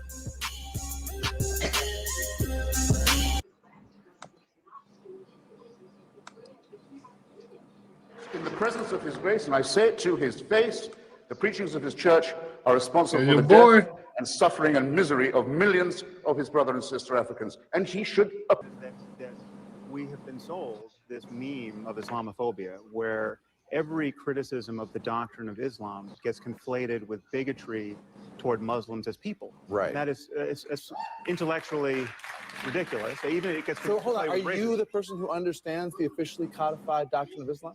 You're the interpreter of that, so you can say, well, this is. I think I'm actually well educated on this topic. I'm asking you. So you're saying if I criticize you're saying that Islamophobia is not a real thing. That if you're critical of something, well, it's not a real thing when we do it. Well, no, it really is. I'm not denying that certain people are bigoted against Muslims as people, and that's a problem. Bigoted. But why are you so hostile about this? It's gross. It's racist. It's not. But it's so not. It's like saying those statements, shifty Jew. You're not listening to what we are saying. You guys are saying if you want to be liberals, believe in liberal principles, like freedom of speech, like we are endowed by our forefathers with an inalienable rights, like all men are created. No, Ben, we have to be able to criticize bad ideas. And of course we do. No liberal doesn't want to criticize bad ideas. But Islam at this moment is the motherlode of bad ideas. Jesus. So we have ideas like blasphemy. It is an ugly apostasy. It is basic liberty of apostasy. Or how about the more than 1 billion people who aren't fanatical, who don't punish women, who just want to go to school? Wait a second. Sandwiches. Hey man, y'all better chill out on Batman, bro. You finna get down on y'all.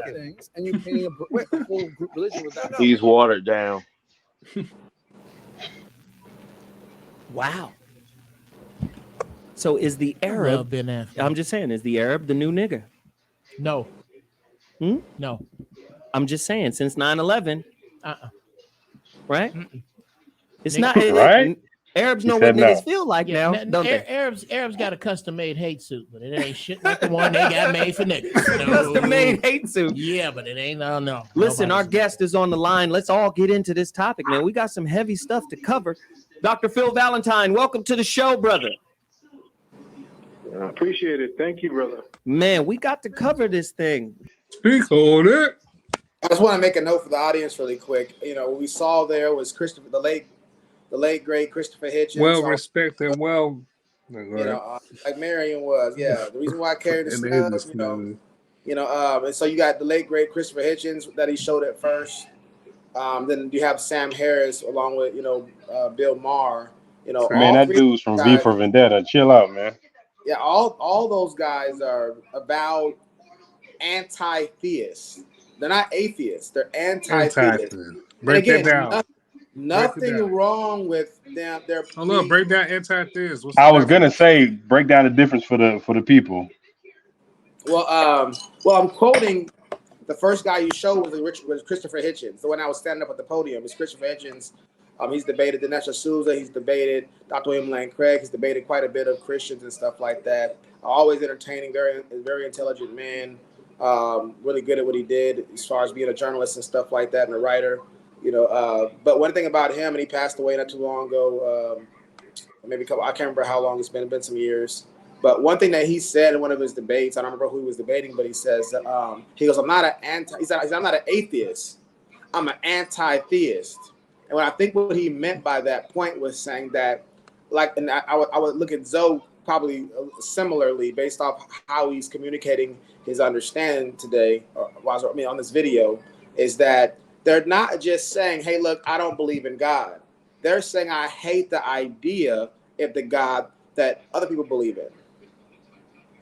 And so anti-theist. So anti-belief in a deity as opposed to not believing in the existence of a deity. Yes, absolutely. That's the quote right there. There we go. Bro, we asked James to break it down in layman's terms, and he made it sound more complicated than the original statement. I'm not even an atheist, so much I'm an anti-theist. I'm not only maintain that all religions, all versions of the same untruth, but I hold that the influence of the churches and the effect of the religious belief is positively harmful. Yeah, we got it from the horse's mouth right there. That's exactly what I was referring to. And so again, my point, you see over there on the side, it shows the 4 horsemen of atheism. You got Richard Dawkins, you got Sam Harris, Daniel Dennett, and then you got Christopher Hitchens. That's the quote that's up there. So those are called the 4 horsemen of atheism. I remember in college, me and CJ read Sam Harris's book, Letter to a Christian Nation, that was recommended by a friend of ours. And so my point is saying, like, with this guy, this is the people that Zoe is showing. Why is it always on the other side of the aisle? I was just about to say that. If you're the voice of reason, can we get both sides? Well, I'm hoping that the reason he's leaning so hard to one side is because he has contributors who are going to debate the opposite stance. I'm hoping. Be reasonable. I'm hoping he's not just, if he's being reasonable because he's stating he's presenting his stance on it, and then he's going to give the opposition, as it were. Interesting thing about Christopher Hitchens, you see right there, it says Peter Hitchens. Him and his brother had a debate that was pretty cool, and it was called the Hitchens debate. And so his brother is a believer. Oh, word? Yeah, so that's his brother right there, and they both do the same thing for a living. And they had a debate. It's a pretty cool debate. So he's an avid believer, and Christopher Hitchens, of course, is an avowed anti-theist. So it's just kind of funny that duality that exists in that household. So that dynamic. Who won though? Christopher Hitchens never really had compelling points from a logical standpoint to me. No. Even though I think he's the much better communicator, he's funnier, he's wittier. I think his arguments were, not very were underwhelming. I'll say it that way. Christopher Hitchens is the anti-theist, right? His brother is Peter Hitchens. Yes. Okay. So what you said is Christopher Hitchens lost. I would say he might have won the crowd, but he lost the debate. All right. But notice, like I said, when Zoe showing the clips, notice what the guys he's showing. Christopher Hitchens. Bill Maher. Bill Maher has a Bill Maher. Religulous. And then Sam Harris. Yeah, and again, nothing wrong with showing those guys. Nothing wrong with that. They just be objective. They get a seat at the table too. But I think the audience need to know who's leading them in this conversation. If Zoe's leading this conversation, the voice of reason, why is all the reasons he's giving coming from one side of the aisle? Because somebody heard him. Somebody in the church heard him. He mad. You mad? I'm mad. Issue on religion. We're quoting that. How is it toxic to the African American community? It appears to me that across society, whenever something is wrong with the society, we tend to get a unique version of that sickness. And religion has played such a heavy part on our relationships, on how we interact with each other. Not to say it doesn't for other folk, but our version of it is always unique, right? Speak to us about some of the problems that religion has had on our community, and then the rest of us will chime in after you lay it out for us. Well, there are a number of things that you could say right offhand that directly affects our communities in the pocketbook.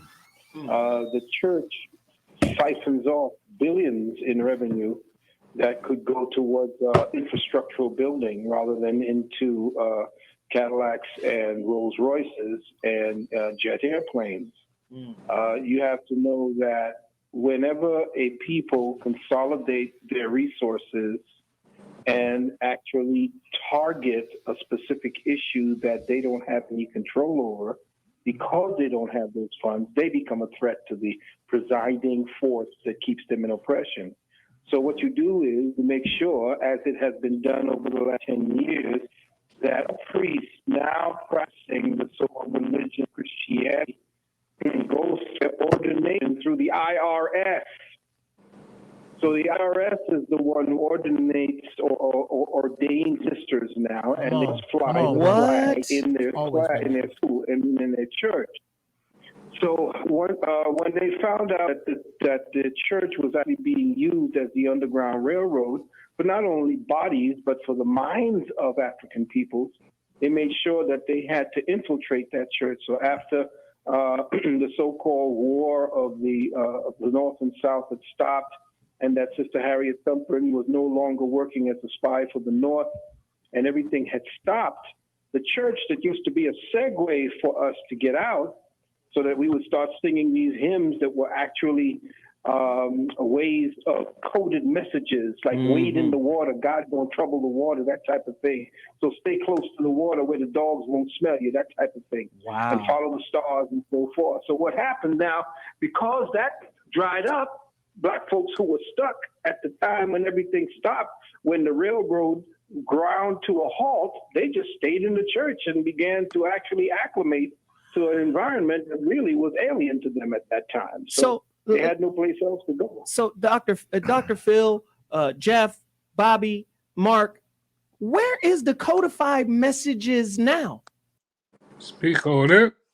See, again, this is my concern. I mean, like he used the word siphon. You know, like somebody stealing gas out of your car. The church is siphoning money. Like again, listen to the wording used. Again, this doesn't sound like the voice of reason. I mean, this is somebody that's pushing the narrative. And again, CJ, we can't hear you, CJ.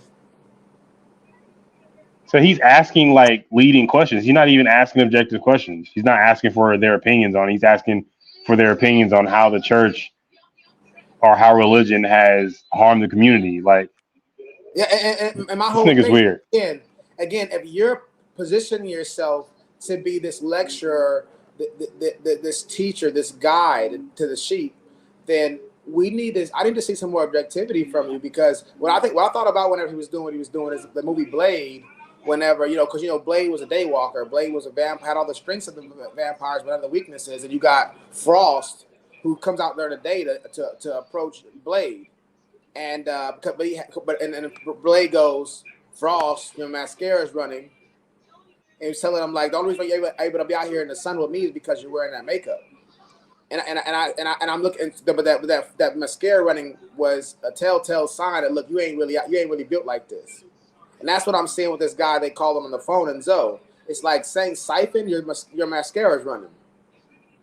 Yeah. You're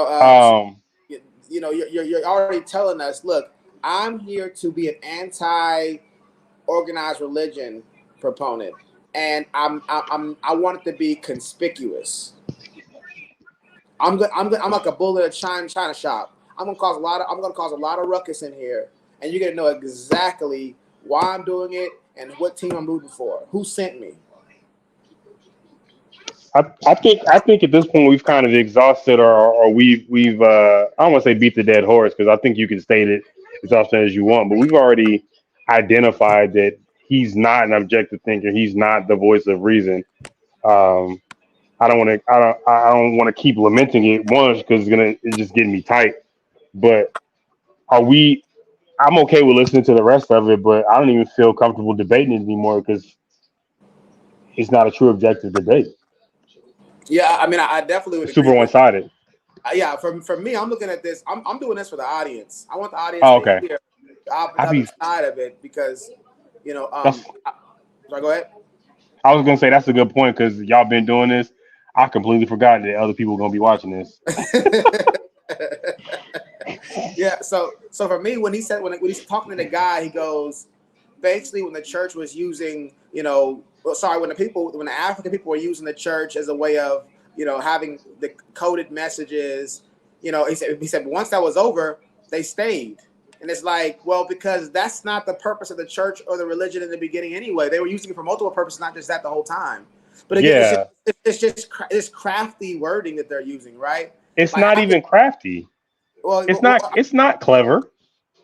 Yeah, you're absolutely right. It's not. I'm thinking. I'm hoping the audience isn't really being beguiled by this stuff. I'm really hoping not. But because essentially what he's trying to say, or what it sounds like he's trying to say, is that religion originated in order to have codified messages to the slaves, as opposed to it just had a dual purpose. Yeah. Anytime you create a code or a coded message, it's supposed to be coded within an already existing form of communication. Absolutely, that's a fact. That's right there implied in the fact that you're coding it. And correct. So it's exactly. So that's the whole thing, is when the guy is wording it in that way, it's showing like, what do you mean? Of course they stayed, and he was trying to say what African people are not comfortable. For me, I can't remember the term he used, but if they had been in the church this long, why wouldn't they be comfortable? That was their religion. He said they got stuck in a religion that was actually was foreign to them. Yeah, foreign to them. How's it foreign to them when that's what they grew up in? It started over there where they're from anyway. Exactly. That's the reason that they use that particular they use that religion to build the code from. Yeah, the oldest church. Everyone's familiar with it. The oldest church in Africa. So they get pulled from Africa where they're talking about the church, the Christianity is already there. Yeah, that's where it started, and that's where it still is. And they bring them over here. They teach them Christianity, and then basically saying that they adopted it to get them through slavery, and they should have dropped it once it was over, or something like he's saying. It makes no sense. It really doesn't. Especially if I'm gonna create a code, I'm gonna create a code from something that's familiar to all of us, so we can communicate. That's familiar to all of us and has multiple purposes. Yeah. So never suspect why I'm using it for. You know what I'm saying? Never suspect it. It has multiple purposes. It's getting me tight. This is silly. Doing a bad job. All right, go ahead. No, all I had to say when he said Harriet, a lot of stuff he was saying you can't really justify it. Harriet Tubman was a spy. The United Church. What did he say about the IRS? Did you hear that? I think it's about siphoning money and the IRS part, but I was like, What he's saying about the IRS doesn't necessarily have to be false for the rest of the statement to be bogus. In my opinion, I don't. If we're going with that statement, and I still believe that the IRS would infiltrate the church to break up any sort of community that was being built from it. The rest of that, yeah. I'm saying I could believe that without believing the rest of it. And let me say, sorry, go ahead. No, I'll go ahead. I'm gonna say this. I'm a critic of everything, including how churches use their money. You know what I'm saying? So I'm not sitting here saying we shouldn't look at how the church is using their money. But my point is saying, just because the church is getting money doesn't mean they're siphoning the money. And I would argue, I'll put the way the church has historically used the money up against any other organization or institution. When you talk about longevity, creating a culture where people give, all that stuff is done within the context of the church. I would put the church up against any organization as far as philanthropy, historically speaking. Yep. And when you're talking about philanthropy, if you're talking about most other organizations that are philanthropists, generally only do it through monetary means, while the church is a multifaceted philanthropy. Absolutely. So, I think this is because we are still in peril. Where are the codified messages today, Jeff? They are in hip hop music. They are in. I say this all the time. Mussolini said this: "A nation is only as strong as its secrets." Black people don't have any secrets because we put all our shortcomings to dance music. So there is nothing that there's nothing about being black that everybody don't know. It's stuff about being Jew I don't know nothing about. Stuff about being Mexican, stuff about being anything. Everybody knows everything about being black that needs to stop.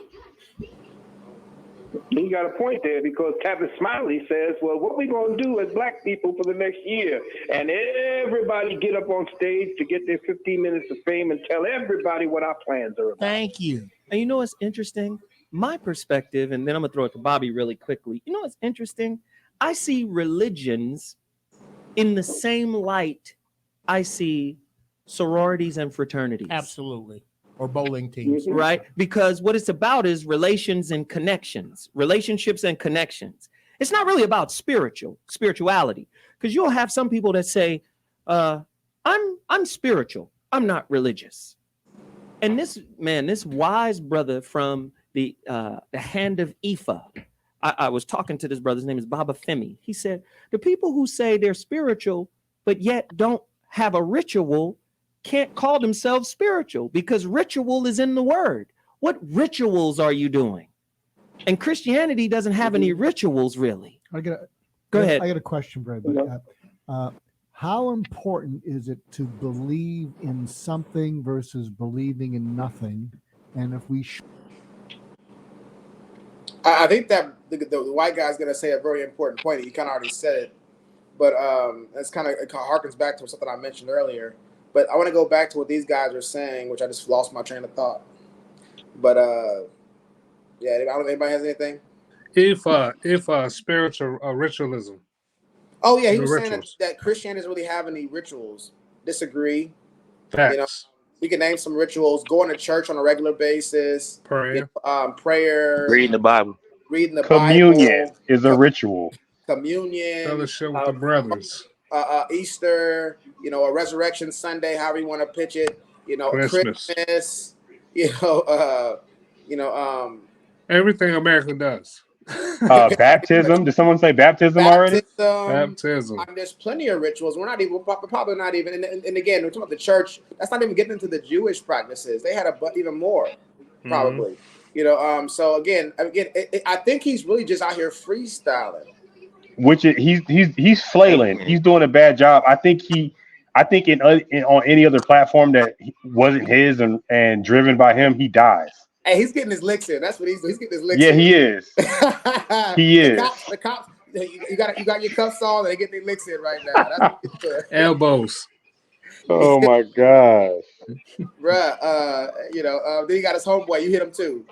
Yeah, he threw it right to him first. Yeah, and so last piece I'll say on there. So Chris, you said something, Chris? Nah, you good. So yeah, the last thing I'll say about that point is also like when he says, "Bring your boy Brandon in here, James." Huh? Bring Hawaii in here, Brandon. Hawaii there. Also want to say about his point too is when he says, I look at, I don't know if he said church, religions as fraternities. I mean, that's too reductionistic. Yes, there's definitely some overlap there for sure. There's people and social groups. People are gonna people. You know what I'm saying? In these groups, so there's gonna be overlap. But to say that you're gonna kind of equivocate that, no, there's no way. Church or religion, whatever phraseology you use, encompasses so much more than just fraternity and brotherhood and camaraderie and networking and stuff like that. All very important. We are social beings. From an evolutionary standpoint, it's necessary. From a psychological standpoint, we are social beings. There's no two ways about it. So there's nothing wrong with the fact that it's like a networking thing. But church or Christianity or religion, whatever he said, is so much more. I would also prefer if he were to target his displeasure with religion to religion as an organization as opposed to religion as a belief system. Yeah. And I say that because if you target religion as an organization, then you don't need to disprove religion as a belief with science, right? You could just target people because there's crooked people in every facet of life. Absolutely. So I don't think you can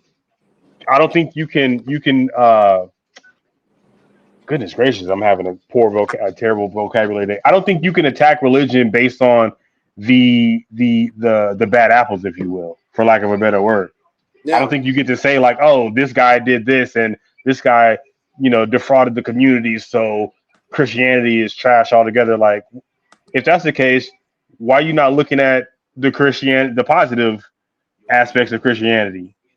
Yeah, I mean, it's a blade that cuts both ways. I mean, if you're gonna attack the church, the Christianity, religion in general, whether Buddhism, Abrahamic faith, whatever you want to, Hinduism, whatever you want to attack, you can the blade cut both ways. People who are atheistic, people who are secular, people Exactly. who, whatever their particular, nihilist, whatever it is, that blade's gonna cut both ways. Always, in every facet of life too. So it's not just Christianity, like politics, right? If you want to just, and I don't think you can do this because at some point you're attacking the ideal, right? There's people who hate America because politicians are crooked. I don't disagree, but I'm saying it's not America. It's the people. Those people suck. It's not the ideal. If you look at the ideal, like what's on paper, what the ultimate goal was when you start America, you have to be able to separate the people from the ideal. Otherwise, I think every argument that you have on that subject is going to be flawed. Yeah, I would call that the composition fallacy. That's when you say what's true of the part is true of the whole.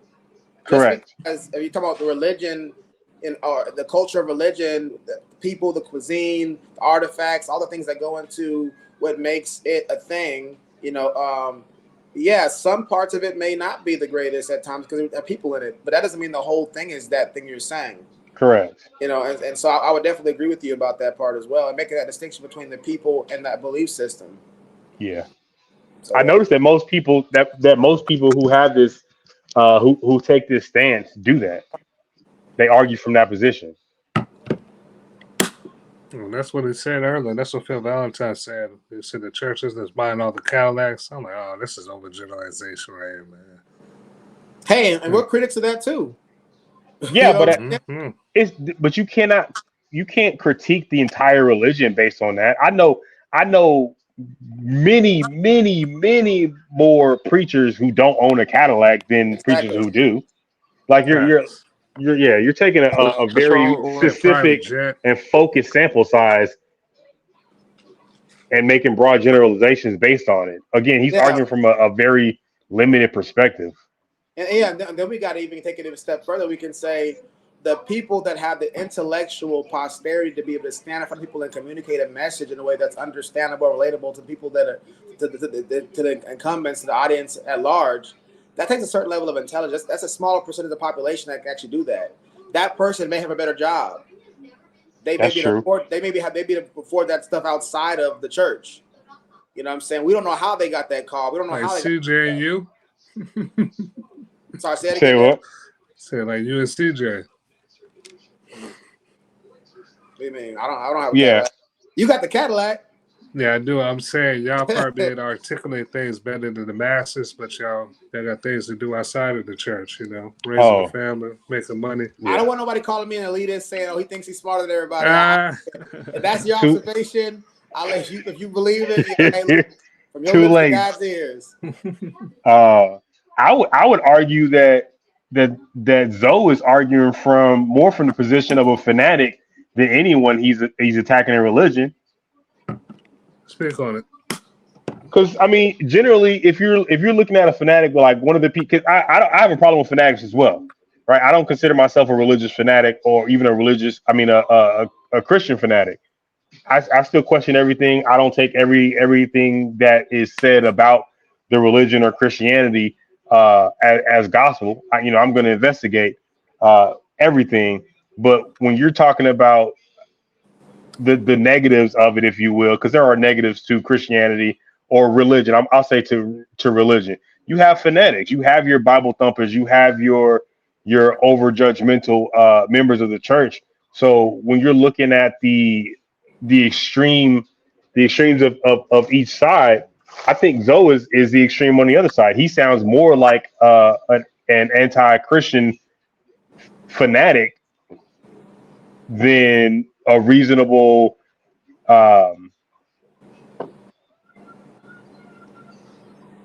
a reasonable contributor to any real argument that you can have, any real debate that you can have. He's being about as objective about his anti-Christianity as you would have your typical Southern Baptist. You know, everything is in the world is bad, but my God and what he says, like he sounds like a racist. Not that he is racist, but he sounds like, you know, very bigoted, very bigoted. Yeah, very one-sided. Like I don't like black people because because God. Like that's not how that works, bro. Yeah. Black people can't be racist now. Hold on now. Nah, that's not true at all. That's not true at all. Because racism did not begin and end with white people against black people. Racism existed before that. Racism against black people probably just the best documented.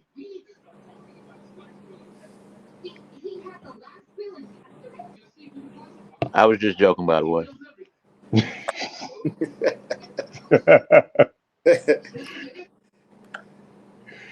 All right, man. Let's believe in something. What should we believe in? That's great. And if we get to go ahead. I got a question, Brad. But how important is it to believe in something versus believing in nothing? And if we should believe in something, what should we believe in? That's great. That's a great. And let me give you my answer. Then I'm gonna throw it to Dr. Phil Valentine and Bobby. My answer to that is believing in something is like taking credit for a painting that's already painted. I when a white man asking those kind of questions, that's when he's getting scared. Like, where's this show going? You know. I think that guy realizes how ignorant this is going on, but he don't be labeled a racist. He's like, okay, this show's getting ridiculous, man. Let me reconsider this. Has dabbled in the conversation of religion and social groups, you understand that these things are here for a reason. And we can't so easily set these things aside because we don't like certain aspects of it. It serves a purpose in the world. That's why it's in every single population around the world. You know what I'm saying? Mm-hmm. He basically calling everybody who believes in any religion or any higher power a dummy. Yeah. Like, are you just too dumb to know anything else? Like, boy, shut up. Yeah, you can hear he's anti-establishment, anti-hierarchy. Man, I don't get the hierarchy part, man. I wish somebody could really explain their position on why they don't believe hierarchy should exist. You know, I wish you could expound on it a little bit more. Then I'm gonna throw. What you mean you don't understand? I didn't understand the question. No, because every time, even when I try to think about that, right? Okay, like the West formulated the system of having a hierarchy. I just can't think of another way systems can work. It just seems like. Oh yeah, I agree with that. Systems by definition have a hierarchy. Yes, saying system is pretty much saying hierarchy. Yeah. Hey, you can't get that delicious fast food if it wasn't a hierarchy, man. Sorry, say it again. So you couldn't get that delicious fast food if there wasn't a hierarchy. Somebody got to do it. That's anything you can think of. Like, how can you not? There you go. Hey, God's chicken, right baby. There you go. Yeah. Throw it to Dr. Phil Valentine. My bad. They tried to order Bojangles yesterday. I said, man, I need that word in me, man. I gotta get that thing, Chick-fil-A. Chick-fil-A, yeah. My answer to that is believing in something is like taking credit for a painting that's already painted. Something, Valentine and Bobby. I probably just have to rewind it, and now you can see where his position is on all of this. My answer to that is believing in something is like taking credit for a painting that's already painted. Believing in nothing is at least you start with a blank canvas and whatever is in your mind can be put on the canvas. I tell people this, my concept of God is a living canvas and your thoughts are the tapestry. Do you understand what I'm saying? Whatever the thinker thinks, the prover will prove. Thoughts are constructive and creative. And if you haven't challenged the thoughts that are already pre-programmed in your being, then guess what that leaves you? That leaves you a societal robot who is reacting or reenacting something that was already put in you without challenging You know it. what's interesting? This nigga's Come on, trash. let's go. Let's go. Hey, it's like the Boondocks. Let's go. I just was about to say that Yeah. shit. Boo. Oh. Let's go. Make it count. Oh my gosh. Make this Oh count. my gosh, dog. I can't deal like this. Hey, he said at least be a blank canvas. I'm like, I was a blank canvas when I was a kid. I didn't know nothing. He said, and your thoughts are the blank canvas. Nigga, what? I think he's that sleeping. That don't even make no sense. His thoughts. The arrogance. Yeah, I again, like, with this one right here, it's one, he's using a very non-standard definition of belief. I mean, like, that's out there. Belief is another way of saying have confidence in something. Faith and belief are, one's the verb, one's the noun. Believe and have faith, or faith is confidence, confide, the Latin, with faith. And so the whole thing is like when he's saying that believe, the guy asked the question, doesn't believe nothing. One, we can't start. I mean, it's debatable whether you can start off with a blank canvas. There's a lot of science that suggests that, even babies already come into the world with certain beliefs hardwired into them. What I mentioned earlier about ascribing agency to certain things. A being that did this or did that. Another thing is like, that objects don't pop in and out of existence. So they've done studies on babies where if I have my water bottle right here and I put it behind my back, babies don't assume that the water bottle popped out of existence. They assume it's behind my back, even though they can't know that as a baby. You see that when people do magic tricks, babies are still trying to find like, it came from you. Oh, no, man, go ahead. Yeah.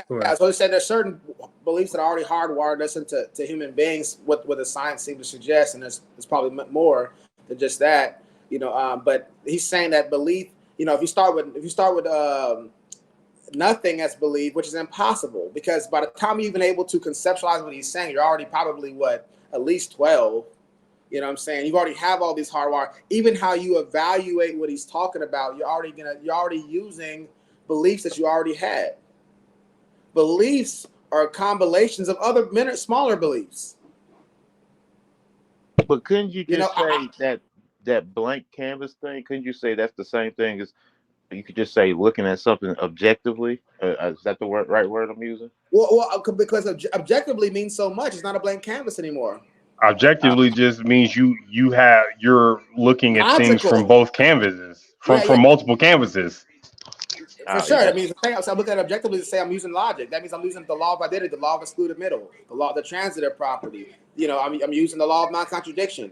Does this something to be objective about something means I'm filtering out my biases. That's something. That's nothing. That's not nothing. That's something. To say I'm looking at subjective, I'm filtering out my biases. So you already have incorporated so much just to be objective. You see what I'm saying? That's a lot of stuff going on to be objective. I just named a handful of it. Yeah, if you remove any knowledge, it's no longer objectivity; it's ignorance. It's just ignorance. In without the derogatory without the derogatory like feeling to it. Yeah. Connotation. Excuse me. Yeah. Without the derogatory connotation, like ignorance by definition, I just don't know anything. Yeah. But do I know what it is? If I know what it is, that's something. A blank canvas. Yeah, to say it's a blank canvas is to say that's a law of identity right there. That's called the law of identity. I've identified it. I'm saying A is A and A is not B. I'm saying it's not an elephant. I'm saying it's not full. It's empty. It's blank. I've already ascribed certain characteristics to this thing just by the mere fact of saying that's what it is. How blank is that? All right, carry on. Carry on. Carry on. One thing. What's interesting about this, I wrote my book on listening, and one of my favorite quotes comes from a British psychoanalyst, and he said the purest form of listening is to listen without memory or desire. And what he meant by that is when you listen with memory, you're listening with a past personal agenda that you're trying to plug the world into. And when you listen with desire, you're listening with a future personal agenda, but you're not listening to what the world is and its essence that it's trying to communicate to you. Bobby G? The longer I live, the more I believe in spirits and spirit. And I say that in this construct of growing up in a small town in Tennessee, and being immersed in the gospel, so to speak, growing up in church and all of that, and being taught to fear God. Went along with the program most of my adolescence. And as I began to question organized religion based upon the practitioners of organized religion, I evolved more into a spiritual being who believed in a spirit, because I can't get away from the fact that there's just too many complications to the human experience that I can't explain, but exist. But for the grace of something, go I. Because I've been in so many situations where I lived and other people perished that I cared deeply for. And I've seen situations turn overnight from good to bad, bad to good. And there's a force out there that governs, I think, indiscriminately. In other words, I don't think God is punitive. Ah, yes. You see, I really don't believe that. How can you be God and punish innocent people? You know, you see some people that just, they work hard, they go through all these changes, and they never seem to get a break. And to me, that's the forces of the universe in play. Right. As opposed to the construct of religion, quote unquote. And we're about to take a quick break, but before we do, let me give a correction. Christianity does have rituals.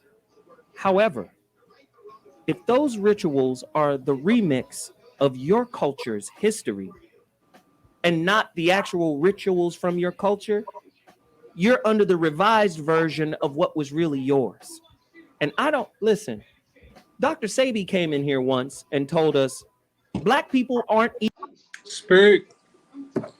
I mean, a lot was said. I'm trying to let more get played so we can get through this. But because it's not that intellectually stimulating, I'm having a hard time holding the concepts in my head long enough to be able to address them all. You know, but there's just what he just said just a moment ago, which I think I may have just forgotten right now. Rituals, Christianity. Oh yeah, so he did make a correction about the rituals in there, but now he's trying to remix it and say, well, something they don't have rituals. It's just that those rituals or recapitulations or revised versions, you know, of your history. What are you talking about? Essentially a backtrack. Yeah, African Americans here. What history is he talking about? Like, I mean, Egyptology, probably. Yeah, Egyptology. We never had that. Maybe our ancestors may have had that, and it depends where you lived. In Africa, they had, you know, they have a bunch of languages over there. It's a huge continent that you can fit more than one continent on. You know, so it's like, what are we talking about here? I mean, Western Africa, they come from Ifa and Yoruba. And just because it was first doesn't mean it was better. He just got done saying how we have so much knowledge now interfacing. 1 minute you're saying that the old is not as good as the new. Now you're saying that the new is not as good as the old. Contradiction. What principle is guiding this? Just because we used to do it don't mean it wasn't incredibly stupid. I'm not saying it was stupid. I'm just saying we don't know that. That goes unaddressed by him. Basically, what James is saying is this man talking out his ass. Yeah. How many times have we did something first and then realized, no, there's a smarter way to do this? You know, like just using the Aztecs, for example. I know that's not black, but using the Aztecs, for example, but that's debatable. Some people say they were black, you know, black first. But the thing is, so they were sacrificing. I think I heard Sam Harris saying like 25,000 people were being sacrificed in Aztecs. They sacrificed 25,000 Aztecs a year or something like that. So let's say whatever the people that live today that are from that bloodline, should they go back to that again? Because what their ancestors did? You know he's describing, right? Science. Science? What do you mean? That's how science progresses. We try something, we see it don't work, we go back to the drawing board. Yeah, absolutely. But try something else. I would say he's saying the opposite, saying that you should go back to the past, because he said you're not doing what your ancestors did. So yeah, you do have rituals, but your rituals aren't the rituals that your ancestors had. So what? I mean, how do we know the ancestors had the better rituals? No, but what I'm saying is what he's describing that we did, that we've done. As far as progression, our rituals. That's the same. That's how science progresses. That's how any idea progresses. Absolutely. You should be reevaluating anything that you've already put into practice, especially when you move into the future, to see if there's any way to improve it. Absolutely. If it changes, we never said religion is perfect. Even if religion was perfect, once you add the humans to it, it's not perfect anymore. Well, that's why even if it was, religion is not perfect, but the God that the religion serves is perfect. Yeah, for sure. But yeah, anything, Chris or Darius? No, I ain't got nothing. So what, Chris? No, I said I don't got nothing. But that's a good question you asked. How do we know that what they was doing it better than what we're doing now? The ancestors. Yeah, they were bloodletting. I think that's how George Washington died or somebody like that, because they thought that the Bible said the life was in the blood, but they didn't know that, so they were like bleed people out to cure them of certain sicknesses. They weren't washing their hands when they would deliver babies, and women were dying, had high mortality rates at birth because of bacteria and germs.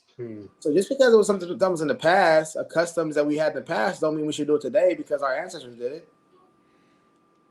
And I'm not saying that we shouldn't do some things that our ancestors did. I consider myself to be a more traditional guy in a lot of ways. So I'm not saying the past is bad. I'm just saying, give us, the governing principles that substantiate your point. Just because you're telling us that we don't have the same customs as our rituals as our ancestors, you haven't really said anything yet. Make a case for something. You make a case that our rituals are worse than theirs. Okay, make that case then. Because just don't having us question it without any type of guiding principles, any type of rules, any type of rubric that we can use to be able to measure. There's a quote we always say in management: you can't manage what you can't measure. How can I manage all these things you're giving me, Zoe? You tell me how to measure these things. How do I measure which culture is better? I'm starting to think that he essentially took the concept that the show he came from uses, which is shock value, and just moved it over to his own. I'm having a hard time believing that he even believes any of this stuff, because he's doing a terrible job of defending his own stance. Like, he's contradicted himself several times. I think he's just trying to say some shocking shit. Yeah. What you mean that you have a hard time that he believes what he's saying? I don't believe that he actually. I don't think he believes what he actually is saying. Like, his stance, because it's not very well thought out. It's not very well researched. I think he's just utilizing shock value to get views. Like, and obviously I haven't watched all of his stuff. It's just based off of this video. But like, anytime I talk to James about something, I think that he believes what he's saying, regardless of whether I agree with it or not, because it's well researched, it's well thought out. Like, he has an argument put together that defends his stance, and he's very clear about where he stands at. This guy is, as an intellectual, I just can't. And to me, in light of what you're saying, CJ, that's why I went back to my point earlier about some people think it's virtuous in order to be admired and sought after just to question things without any type of methodology in place. That's a good point. I'm like, you just questioning it does not mean you're being academic or being intellectual. He's questioning it for shock value and not to actually increase his base of knowledge. Yeah. Or so, yeah. Okay. I agree with that. In science, they call it a test of falsifiability. I have my hypothesis. Now I got to figure out how to disprove my hypothesis. And if it can stand to my testing process, then I may accept that it's tentatively true. Right? Yeah, that's why you have peer reviews, which he ain't done yet. He ain't done none of that. So I need to hear, what's your test of falsifiability on these ideas that you have? He ain't give nobody on the panel a chance to refute any of his bogus claims just yet. I don't want to call them bogus. They're just not well thought out.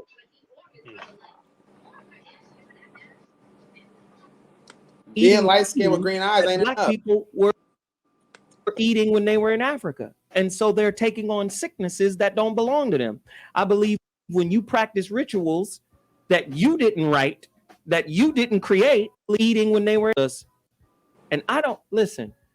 Dr. Sabi came in here once and told us black people aren't eating the food that black people were eating when they were in Africa. And so they're taking on sicknesses. Not true, not true. I know people that traveled out there to Africa to study the history. There's no history that they were just eating plants out there. They always ate meat, especially in the mainland Africa. You know, Yeah, and we would be surprised when you study about animals. I like to watch on Discovery Channel. Horses, where the horses come from, versus where the horses are now. You know, plants that are over here. You know, right now, Florida and Everglades are dealing with a problem with all these invasive species that weren't native to there. We have all kind of stuff here that's from Africa, from India.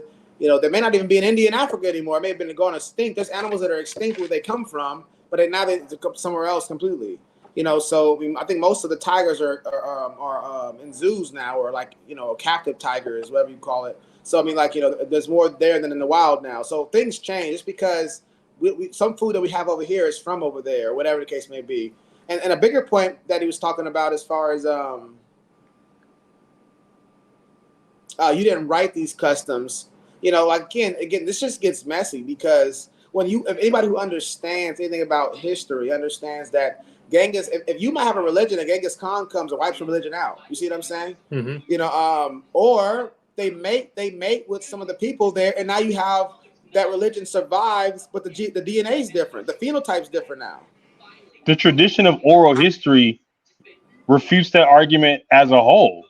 Yeah, like that's how traditions were passed down. Even when there was a language, like language and writing and an alphabet, once that stuff came into prominence, they started recording stuff, but that stuff wasn't at the beginning of time. And the things that they were writing down when they were able to read and write, that stuff came from oral history. They didn't just start creating stuff when they started being able to record it. Yeah. And so I'm focusing on, that's excellent points. I'm focused on the fact that, like, he's talking about you didn't write these customs, they don't come from your people. But like I'm saying, so you got people A, right? And then the men go to war, they lose, the other men come in and they mate with the women that are there, right? And so now you have these people that are a mix of two different quote unquote races or ethnicities, however you want to put it. And so the woman may still be practicing her religion, and this guy now is practicing his religion. Kid, either they might mix and blend, you know, or the kid may have two religions in their mind or whatever. So now, fast forward 10 generations later, it's diluted. It's diluted. So it's like, so claiming, and then if you don't take if we don't have that recency bias or become a victim of modern times. There's a certain phrase I'm trying to use, but I can't think of it right now. A victim of the moment is what I'm saying. We look at things as black and white and brown and yellow, but in ancient times they may not look at it like that. Just because we're both African doesn't mean I consider you to be my people or not. You see what I'm saying? Yeah. The Slavs and when these white folks were going to war, you know, at different points in time in history, they didn't consider each other to be brothers. They didn't look at themselves as the same. There's two different cultures, different religions. Because if you look at Spain, the Japanese and the Chinese to people typically today may be like they're the same people to some people, right? They're Asians because we have a Chinese in Taiwan. Yeah, but that doesn't mean that they don't look at each other as the same people. Mm-hmm. So again, how do I know all four of us on this panel have different religions that our quote unquote ancestors celebrated? But he's making it seem like we all need to return back to some religion in Africa that we all shared. And then if you believe we all came from two people, which modern scientists say that you pretty much trace our DNA back to one woman, right? Then we all, whatever religion it was, it's all our people anyway. If you trace all of our DNA, it connects at some point in time. It's going to connect. Those random white guys, my neighbor and me, you keep going back, eventually it's going to do this. Hierarchy. So my whole point is saying, like, you know, again, a lot of this is only going to be successful in the minds of those who lack the patience or the aptitude to want to really dissect what he's saying and realize there's not a whole lot here. Bro, this is not requiring James. We've looked at topics and debated topics that I've had to go and dig and get. This is not even worth dissection. I haven't tried hard. I'm struggling more with the fact that I can't find the words that I need to describe certain stuff than with any of the concepts that he's talking about. Facts. And I'm That's still able another thing, to 'cause you see that a lot of semi-intelligently times when people refute say his we stuff. need to go back. We need to go back to our religion. Africa is a continent. That's just like saying we're related to the Aztecs, the Mexicans, and whatever's going on in Canada. This is the North America is a continent. You know what I mean? So We need to go Egypt back is to our different from roots. Nigeria, and Nigeria is way different from South Africa. We need to You know? start marrying these women with these childbearing hips, man. We gotta go back to our roots. What we got there? That don't belong to them. I believe when you practice rituals that you didn't write, that you didn't create, you're going to take on a spiritual sickness that doesn't belong to you either. So listen, we're going to take a quick break. When we come back, we're going to go deeper with Dr. Phil Valentine and the Zoe What Morning Show. Let's go. God fraud. Let's holler. Hey, that man gave one person a chance to speak and said, all right, we're finna go to a quick break. Damn. Pass the mic. I'm not about that, but y'all raised it. If you start it, I'll end it for you. Don't start nothing. It won't be nothing. Come on now. Amen, Pastor. But we got a problem. Black people got a problem. Now we can move to color blindness and always look at the man by the content of his character, never the color of his skin. I'm down for that. You get my vote. Yay and amen. I'm for that. But before we get there, we need to hear some truth. Black people and white folk. Black people got a problem. And it's a God problem. When black people see the world, I don't care. You can train them. You can train a black man to be a physician. You can train him to be an astrophysicist. You can train him to be a lawyer, but you can't train him to understand the world. He doesn't know. I'm telling you. There's not 2 cents worth of difference between a mass murderer. There's not 2 cents of difference between a petty thief that's locked away in prison than a black doctor when it comes to understanding the world. Listen, you listen to me. We got to deal with this. And we need to begin to acknowledge it, talk about it, ask God to help us, because only God can help black people where they are. Black people had Africa, that big old continent over there. They never built one boat that was seaworthy, not one.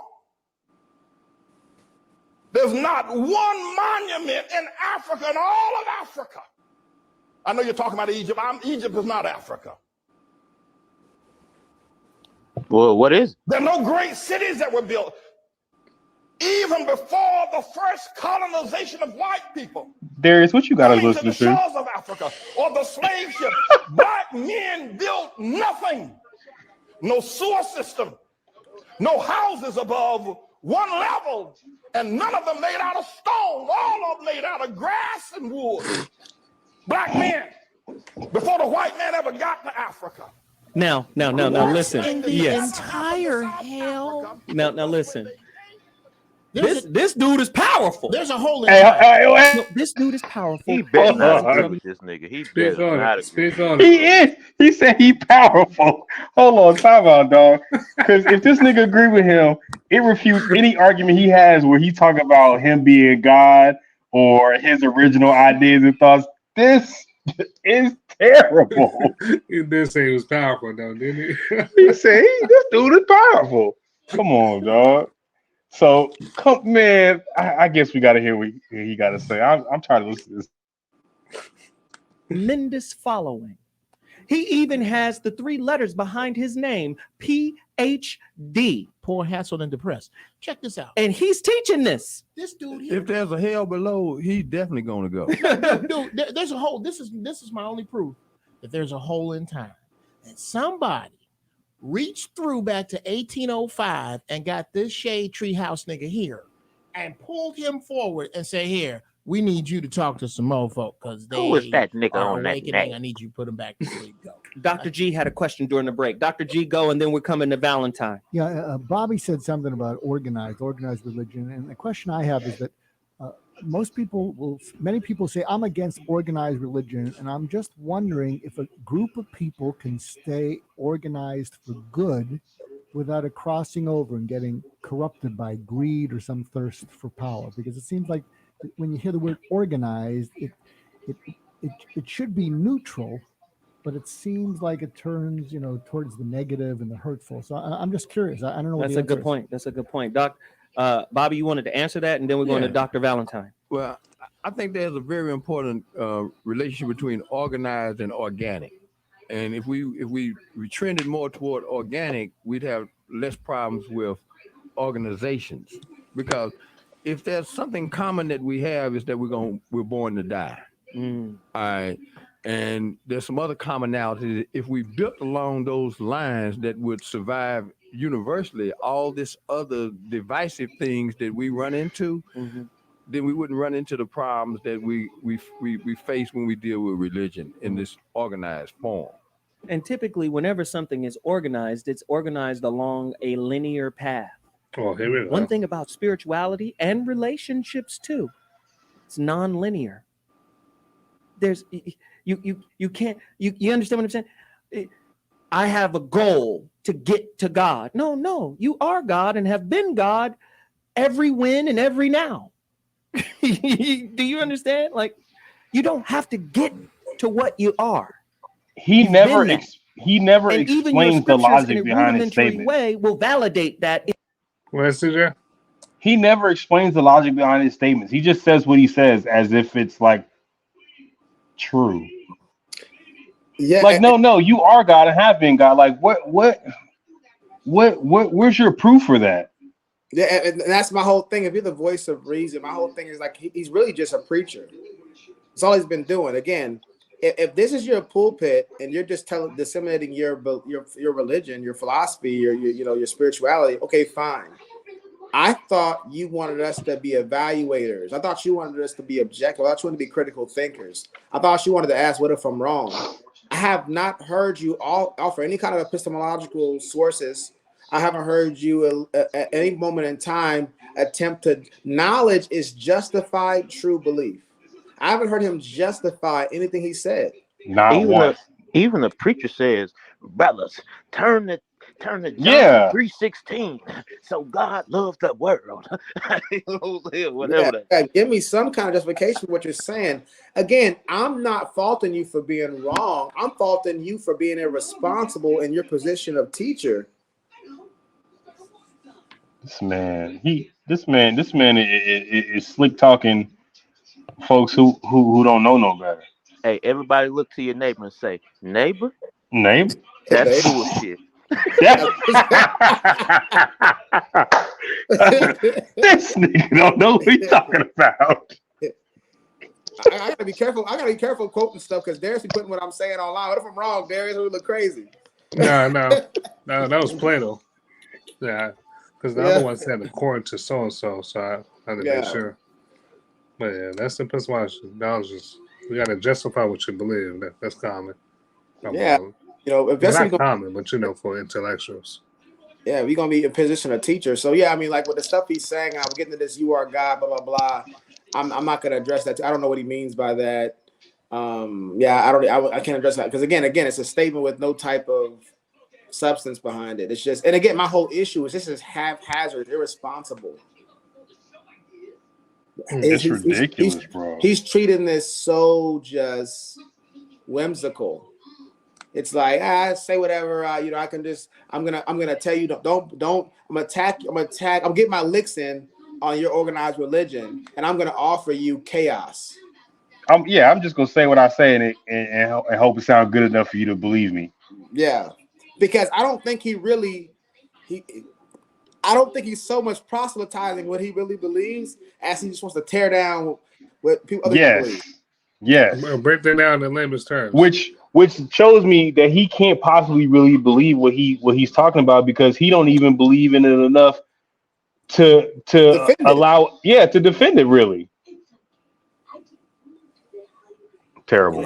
And I don't mean defense, and I mean defense in a way of like justifying, giving reasons for why you're saying. I mean, again, this is a show. You don't got to give an exhaustive list of reasons, but I mean, at least one or two. If you're gonna say your way sucks and my way is better, that can't be the end of the discussion. That can't be the end of the statement. It has to be your way sucks. Here's why mine is better. Exactly. Especially this man is when you wild. name the show God Fraud. God fraud, like that's crazy. That's why I was like, I think he's just looking for shock value, bro. I don't even think he believes what he's talking about. Well, he's revered in Hollywood though, so people like Nick Cannon. He's like a brother polite. Yeah. This guy? Yeah. I ain't never heard of him before in my life. Yeah, that's true.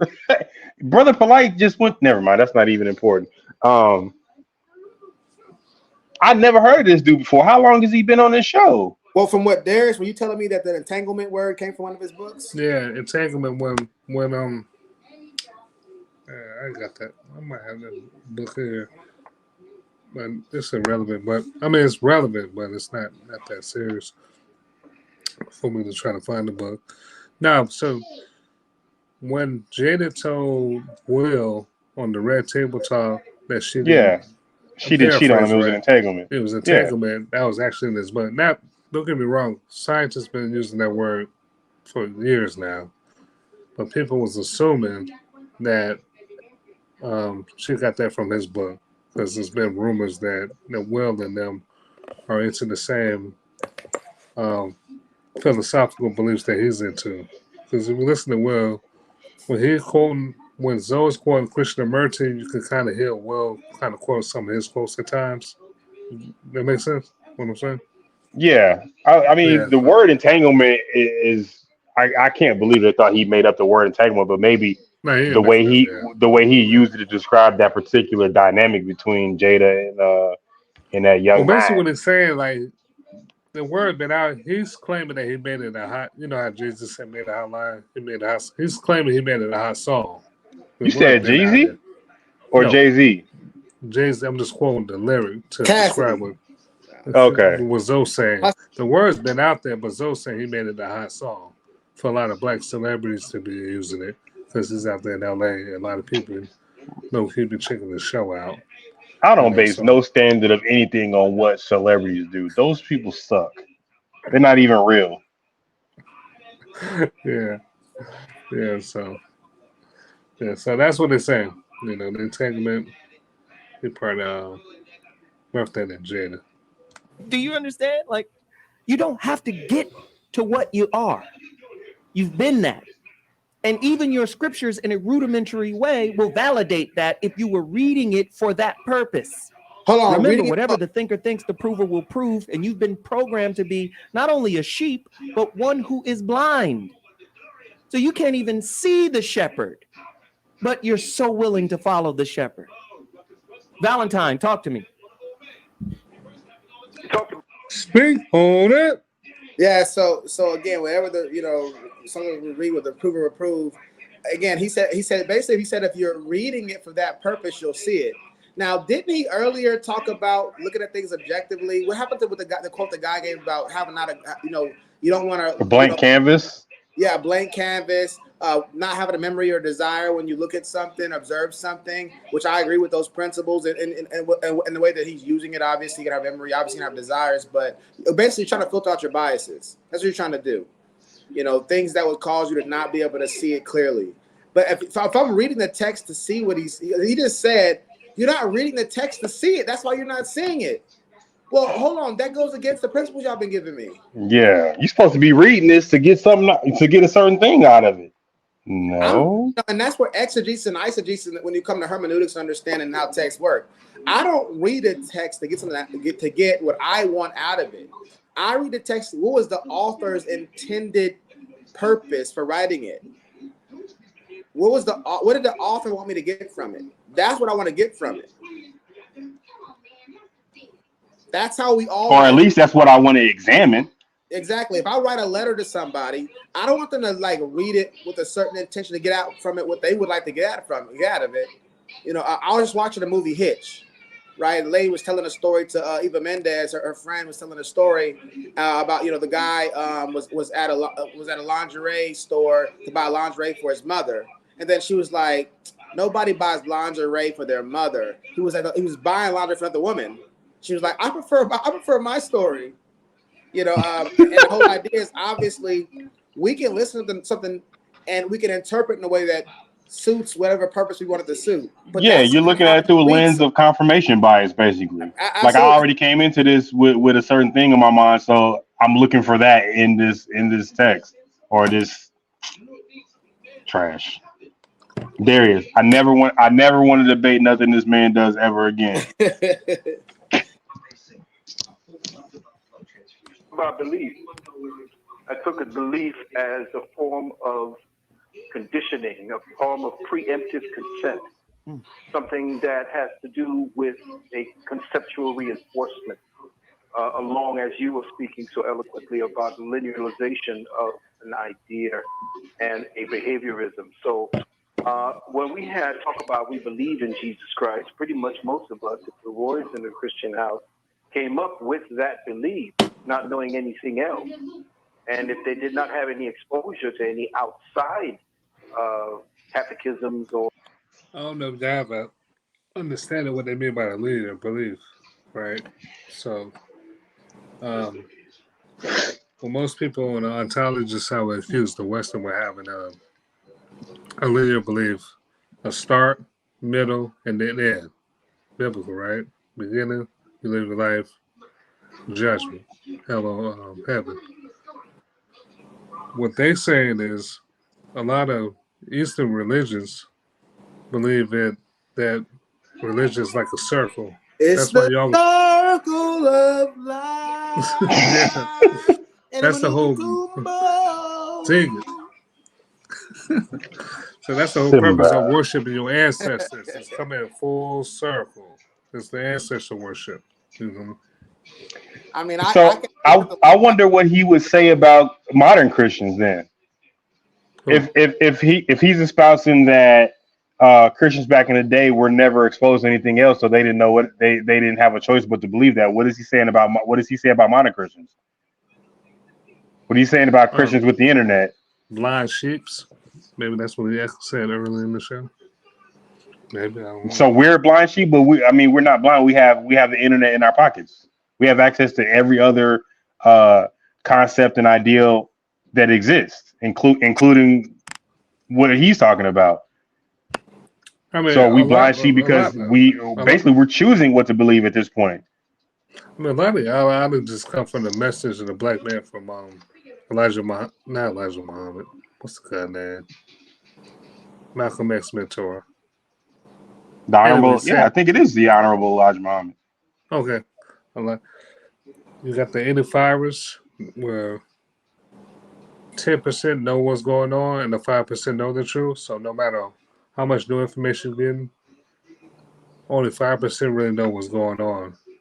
And the 10% know. So the 5%ers are 5 against the 10%. So 10% might consist of the government, people that's in power, and then 5% are just the people that's about truth, supposed about truth. And the 85ers are the dumb, blind, I forgot how to describe them. Dumb, blind, basically just ignorant or whatever. So modern people, they just don't know what's going on. You have to either listen to the 5%ers or the 10%ers. And the 85ers don't know who to listen to. It's a blur from who's really telling the truth. Again, he's saying that everybody who believes in a higher deity is dumb. Is too dumb to believe in anything else. But his point was not that we were too dumb. His point was we didn't have part of the reason why we all believe that is because we weren't exposed to anything else. So that's isolation. That's not ignorance, or that's just isolation. Like, oh, I don't know anything else, so this is the only thing I have. But that concept can't continue into the future. Because even you're a poor person, like you're a poorest person for the most part, unless you're talking about street bums. But even then, some of them have the internet in their pocket. But like we said earlier, you can have a lot of information, but a lot of people can look at it as being useless. So you got the internet in your back pocket, but you don't know what to look for. You don't even know what truth is, Yeah. But I'm not talking about the. I'm essentially saying that the point he just made. If you replay it, he's gonna say that we grew up in a Christian household, so we didn't know nothing else. Mm-hmm. He's talking more about lack of exposure to other ideals or ideas, if you will. So what is his argument for those of us who still believe in God, or even new believers in today's day and age, who are exposed to everything and still choose to believe in a higher power?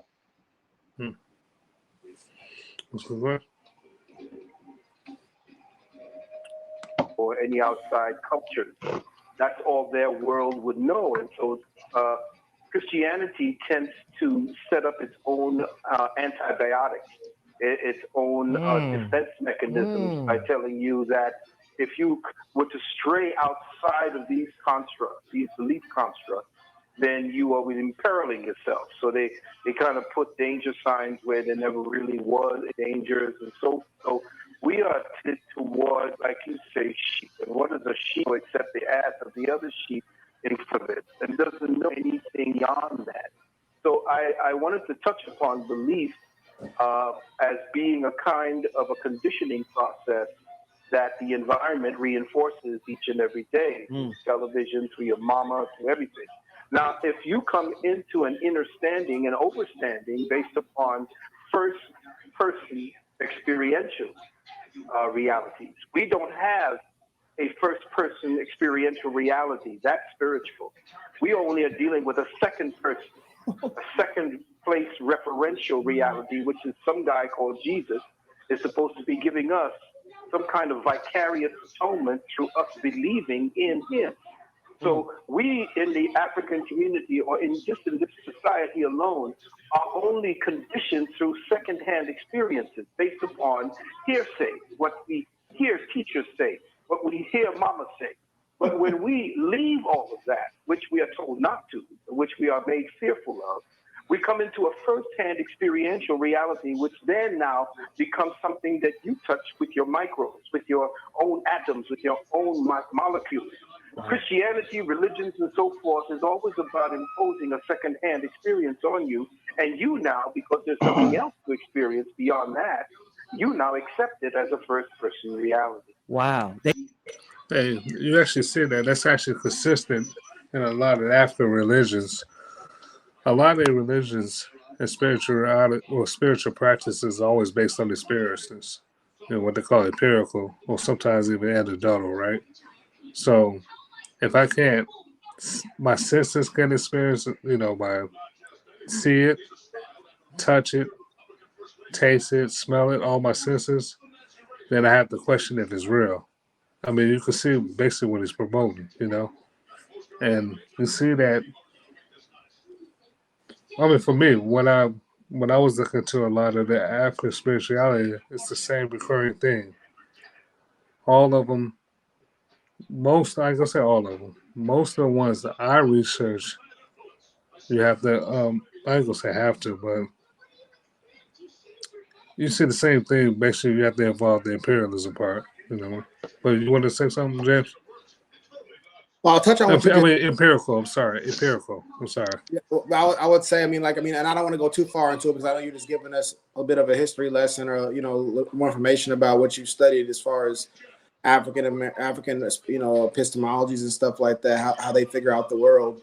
But I'll just address a little bit about what you said without going too much in depth because I don't want to speculate on, and I want to stick to what the guy was saying. But if we go off the empiricism, which is what that's called, if it's empiricism, it's based off the empirical world, taste, touch, the five senses, that leaves out love and justice because none of that stuff is within time, space, or matter. So I would also, so then when you got to figure out, okay, we're back to the ontological questions of how do you justify love and justice and things that we hold dear that are most important to us. if everything's based off what's empirical. But I don't want to get too far next. They didn't really cover that too much. What about people who have testimonies of their own encounters and experiences with what we would consider the spirit or with God? Or if I'm a really attack the statement itself, what about people who believe what this dude is saying, who never met, shook his hand, talked to him in person? They just heard him. Yeah. They just heard what he's saying, and they like, so essentially what they're, I don't understand what he's saying. Like, is that not how everyone experiences something? Yeah, I'm trying to remember what he was saying earlier. Oh yeah, this is an important point too to go alongside that is I would agree that within the church, within the mosque, whatever it is you're talking about, that it is discouraged to some extent to just explore outside of what the context is that you've been provided within your particular religion. But that's not always a bad thing. That's how it is as a parent. That's how it is in the military. That's how it is in the school. You know, they want to protect that. You know, sometimes they put chains on the doors. They put metal detectors on the door. You know, any type of system is going to try to protect what gets in and what gets out, because you have to maintain the system. Our AC units, places are built, they're energy efficient to control what goes in and what goes out. How can I ensure your AC is going to be at a 72 if air's coming in and coming out all willy nilly? And those filters are put in place through secondhand knowledge. Yeah, safeguards. Hey, yeah, safeguards. Hey, the last person that tried this happened to them, so we're not going to allow it to. Come on, man. Yeah, that's just like jobs. Most of the time, the safety rules come from somebody dying from it. 100%. That's CJ's line of work right there. This I know you think it's stupid, but this rule or policy exists because at some point in time it did happen to somebody. 100%. Yeah, and so again, that doesn't mean we don't need to analyze safeguards. Sometimes, you know, safety becomes imprisonment. You got cults for that. You know, they drink the Kool-Aid and they all die. You know, I mean, there's excess everywhere. There's extremes to every idea, but it seems like he's only focusing on the extremes. Yeah, I think he's focusing on how it is in religion when it's like that in every other institution as well. But then my thing is saying that, like, you know, at least if you're gonna be balanced of it, at least point out the fact that they're there for good reason. Most of the time, most safeguards are there for good reason. Yeah, he's not separating religion from anything else in society or the way anything else works. Is weird because, like, what is your argument then at this point? That nothing makes sense? Yeah, nothing makes sense. Like, you know, it's like a car going off a cliff and then it hits the water and it gets underwater, and so the pressure of the water on the door, you can't get out and you die, you drown. You see what I'm saying? That doesn't make doors bad. Exactly. Bad. It's, you know, it was good until it wasn't good. You know what I'm saying? Like, you know, and that's a reality of life. There's trade-offs. And again, or if you want to take it to, you know, political, hey, this guy went into a school with a weapon and discharged it, and you know, he did a bad thing. So you know what? Let's just get rid of all guns. Exactly. That's not. There's extremes in every belief system, and I'm sure if you talk to the middle of the road or the true believers, they would separate themselves. We would separate ourselves from the fanatics. Absolutely. Like, no, we don't believe like they believe. I mean, fundamentally the base is the same, but he's taking it too far. So don't associate what I'm trying to tell you about my Lord and Savior Jesus Christ with this bigot over here, because it's not the same thing. Moderate is moderate for a reason. Most people are going to be in the moderate category of anything. Exactly. You know, there's a bastardization of any belief system. You can do that with anything. Absolutely. You know, and so again, that's the thing of the issue that I'm seeing with him. And he's talking about they want to keep you in a certain way, not let you out. There's protection there. There's protection. You know, and so again, I think again, this is just very haphazard, very irresponsibly being communicated, it's like they really have no regard for the hearer's ability to defend themselves against these people's biases. Yeah, I do want to point that out to the viewers that essentially what James is saying, not that he needs any sort of interpretation, but more to reiterate and reinforce. Like this guy is not trying to educate y'all, because if anyone's first time seeing this guy or hearing this is on this channel is via this, he's not trying to educate y'all. It's reprogramming. He's really trying to indoctrinate you, which is part of his complaints about organized religion. This man ain't give you no other options. He just no objectivity. Just here's what I think, and that's it. I really would encourage him to do, and I haven't done it in some years myself, but to really learn what has come out of Christendom, what has come out of Islam. And I'm not saying he's completely ignorant of this topic. I'm just saying that based off the way he shapes the conversation, I hope he's ignorant about it. He's not giving any credit at all to the good things that religion has done. Judaism, Islam, Christianity, Buddhism, Hinduism. I'm not saying they're all equal either. I'm just, some have done more than others for certain things, like science as an institution. That's coming right out of Judeo-Christian beliefs, Abrahamic religions. That's what the people that the fathers of modern day science, that were originally called natural philosophers before they were called scientists. Natural philosophers. And a lot of these guys were theologians, armchair theologians or theologians, and that's what led them to do their scientific discovery. So he needs to really find out some, a lot of the good that's been done by this stuff, and understand what makes society successful and grow. There's a reason religion is here. It's a safeguard. It's helped us to procreate. It's given us structure that we wouldn't have otherwise. That's why it's here around the world, not just talking about Christianity. I don't want to say that's why it's here, because I think that's just one of the benefits of it. You're right. I misspoke. Yeah, for sure. You're right. I would respect anything he did more if he would offer both sides of it and then argue his point or argue his opinion on the subject and make sense that way. But essentially what he's doing is religion bashing. So it's not education. It's just he's just talking smack. What's the religion bashing? You got anything, CB? Nah, y'all got it, man. Atonement through us believing in him. So we in the African community or in this society alone are only conditioned through secondhand experiences based upon hearsay, what we hear teachers say, what we hear mama say.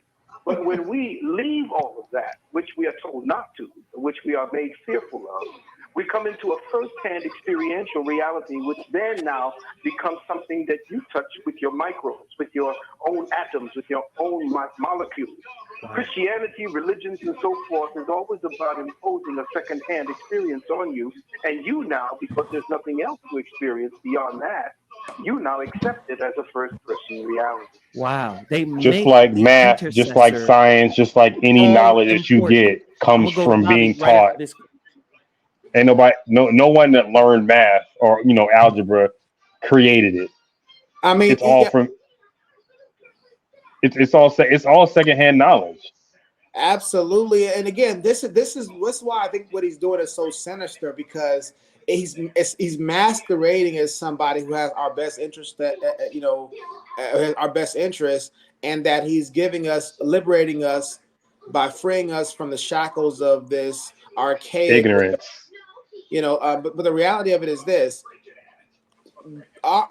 What he's saying is reflective in how he grew up. I mean, when I was a 1-year-old or 2-year-old, my parents were like, "Don't touch that. Smack my hand down." Everything was secondhand, literally. My parents saved my life off secondhand information. I would have walked off a cliff. You know what I'm saying? I'd have fell off the bed. Ran into the street and got run over. Yeah, everything literally that's kept me safe to this point. Shout out to our parents. For sure. And they didn't not let you walk into the street or teach you look both ways when you walk into the street because they knew for a fact you was gonna get ran over when you went out there. Exactly. It was from others' experience and the chance that it might happen. Like, you know what?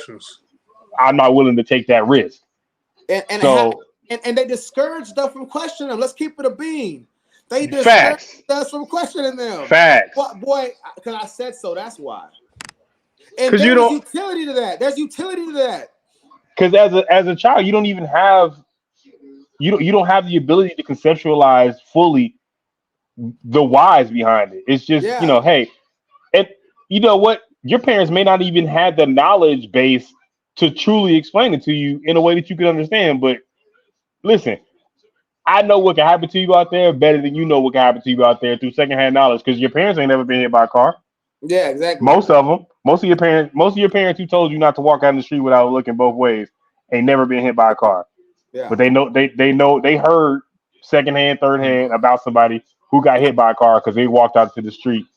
Like this is crazy. So you're saying they haven't experienced actually get hit by a car, but they heard.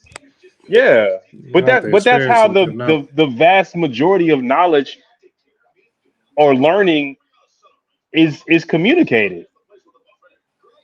Any science that he is utilizing in his argument, he didn't create any of it. It's all secondhand knowledge. It's all something that he wrote that somebody else told him.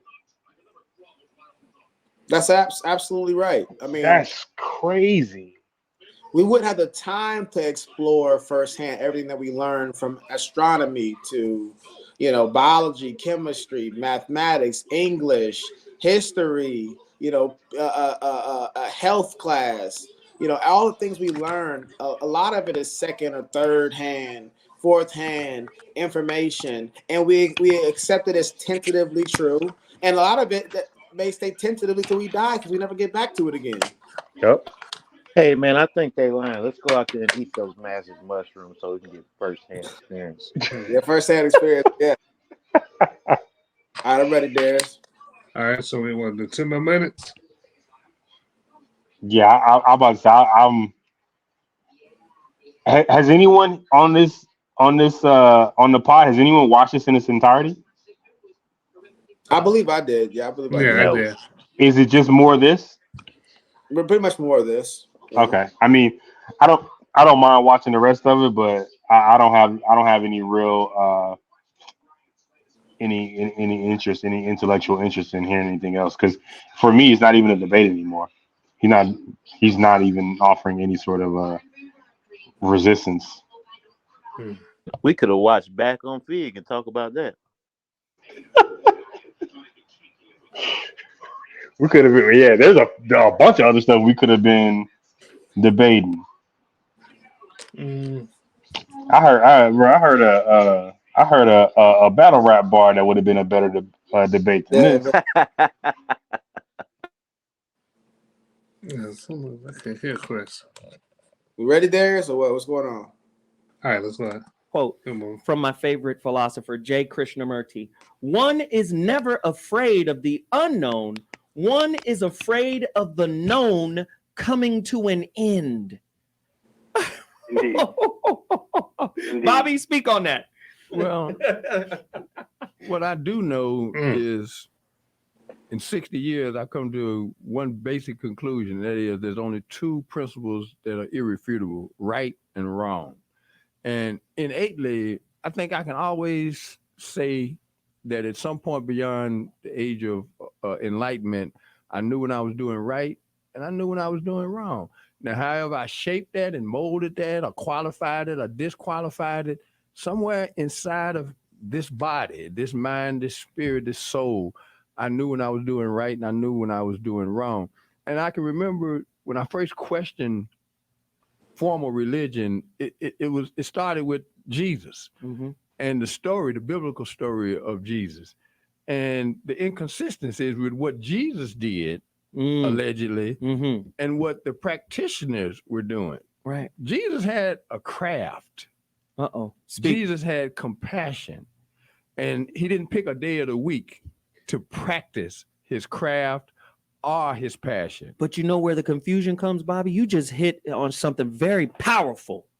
And it speaks to the point you made before. Jesus was compassion. Jesus was forgiveness. Love. But his daddy was punitive. And if God is punitive, how then can the parishioners that follow a punitive God not be? This is why unforgiveness is, and this is how I wrote this in the book. Unforgiveness is like a time machine that only goes one way, to the past. It keeps you holding on to it, right? Most of us don't even follow Jesus in the way of compassion, in the way of unforgiveness, or in the way of forgiveness. Most of us don't even do that. Hippity hop, mob stop. Did anybody hear a time machine that only goes backwards? Can you imagine every day you wake up this last week? Oh my God. That's okay. That's brilliant. Thank you. Please do not talk to me while I'm high. I can't deal with it. I mean, I'm not high right now, but when I'm high, I can't deal with that. Every day I wake up, it's the day before yesterday. Oh my God. But that's most people. This is why they can't see. We live in a culture that's quick to get over something, but not get through it. No, I'm over it. I'm over it. No, you're not. That wound has a security team that's better than Obama's. Wow. That wound is protected.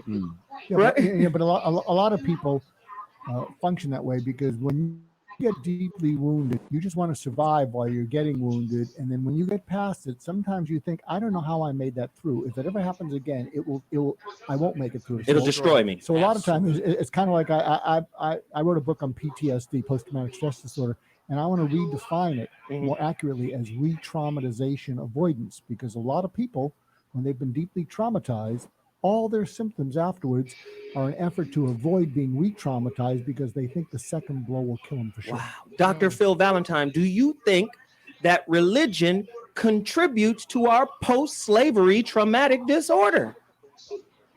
It tends to forgive the transgressor and does not allow for closure. In other words, when we start speaking about closure, and we talk about the reintroduction or the revisitation of our trauma, Christianity is constantly telling us about somebody who got their asses whipped and nailed to a cross, and that he was continuing to forgive. And listen, just because you got whipped and nailed and castrated, you can end up forgiving. So then, if you now accept this religion that says that Jesus has absolved you of all sins, just go ahead and dip your face into this water, and I absolve you of all sins. Everything that's going to be happening from now on is within the blood of Jesus. You've been washed in the blood of Jesus. Everything has been forgiven. That's why black folks ain't got one goddamn cent of reparations yet. Everybody else got it, and everybody's telling us, get over it. But now everybody who didn't get over it, the Japanese, the Jews, everybody got reparations. Yes, sir. Yeah, I mean, like there's a lot to cover. I wanted to let it run a little while, but there's a lot to unpack there. But I'm gonna keep it short and simple. But you know, I think with these guys, they're somewhere in between like the taxi cab fallacy and just being hopelessly haphazard about how they go about preaching their gospel. You know, in a nutshell. So I mean, on one end, I take taxi cab because. Are you attacking? You're saying that the religion teaches you to forgive. Are you saying that the religion is wrong for teaching you to forgive? Or are you saying that forgiveness is wrong? And if you're saying, because you're saying forgiveness is wrong, are you saying it's only wrong when it comes to racial issues? Is it wrong with my wife, my kids, my friends, my coworkers? If he's saying he's against the entire enterprise of forgiving people, right? Especially talking about in the context of healing, which is an odd way of putting it. You know, typically people say you want to forgive to heal, to get over trauma. But if he's saying like we don't heal from trauma because we forgive, that's an odd. I would like to hear them. That's what I would say. The other side of it will be just, you know, them just haphazardly throwing things out there because you need to explain that. Like what there's some scientific proofs you have, or some kind of philosophical proofs you have that suggest that unforgiveness is better than forgiveness on us. when it comes to PTSD or just dealing with trauma in general? Is that what you're saying? And if you are saying forgiveness is necessary to help us heal, then why we can't forgive the oppressor, quote unquote, in their scheme of the things, but I can forgive my wife and my kids? Okay, then what's the rubric for that? How do I know what I should forgive and when I shouldn't forgive? How do I know, what type of things I should forgive? And all that's unaddressed. But if he just takes the confidence and forgiveness in general from me, what am I left with when I get done listening to this talk? Good question, right? 10.5 for a minute and a half. Bet that stops on. So yeah, I don't really get what they're saying when it comes to that stuff. And then he said, explain how religion, hurts, continues to hurt us or whatever within our PTSD or whatever he was talking about in our trauma. Historically, we know this religion was used to actually uplift us. One, the abolitionists were Christians. Two, the slaves were Christians primarily. The slave masters were Christians. Martin Luther King saying, I want you to live on your promissory note to uphold these values that you say that you hold to. Those values came from Judeo-Christian values. We are endowed with our Creator with certain inalienable rights. Martin Luther King said, I want you to deliver on your promise. He appealed as a Christian to a Christian ethic. It's a self-correcting system. He even said like the Christian philosophy, whatever, has antibodies or antibiotics, and it has a self-correcting system within it. It's not going to be perfect, but there are things in place to correct mishaps, to correct bad teachings, bad understandings, bad ethics, bad morality, whatever you want to say. There are things in place to do that. That's why the slave owners can say they're Christian, the slave can say they're Christian, and the abolitionists can say they were Christian. And eventually, who won? Christians. They didn't go outside Christian doctrine to get rid of slavery. Yeah. They worked within Christian doctrine to get rid of slavery. Mm-hmm. Yeah. Yeah, but I know, Caesar, you're probably not familiar with a lot of this stuff, but you come across a lot of people, especially in our culture, when they say they want to identify with a religion and they're more spiritual.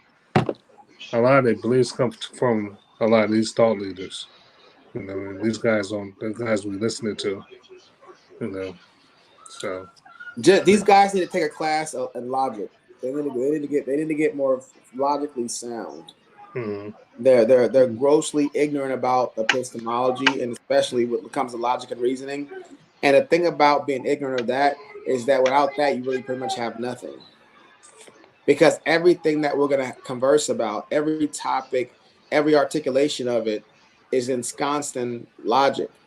Mm. It's all about premises and conclusions and arguments and syllogisms, analogies. All these things are rooted and grounded in reason. And so these guys seem to be very weak in that. That's why they can have these contradictory beliefs and just jump from one end of an exaggerated, compensated spectrum to another one. And the two can't coexist, and they're okay because they're not even attempting to reconcile to make their beliefs internally consistent. Mm. So you can go and play it.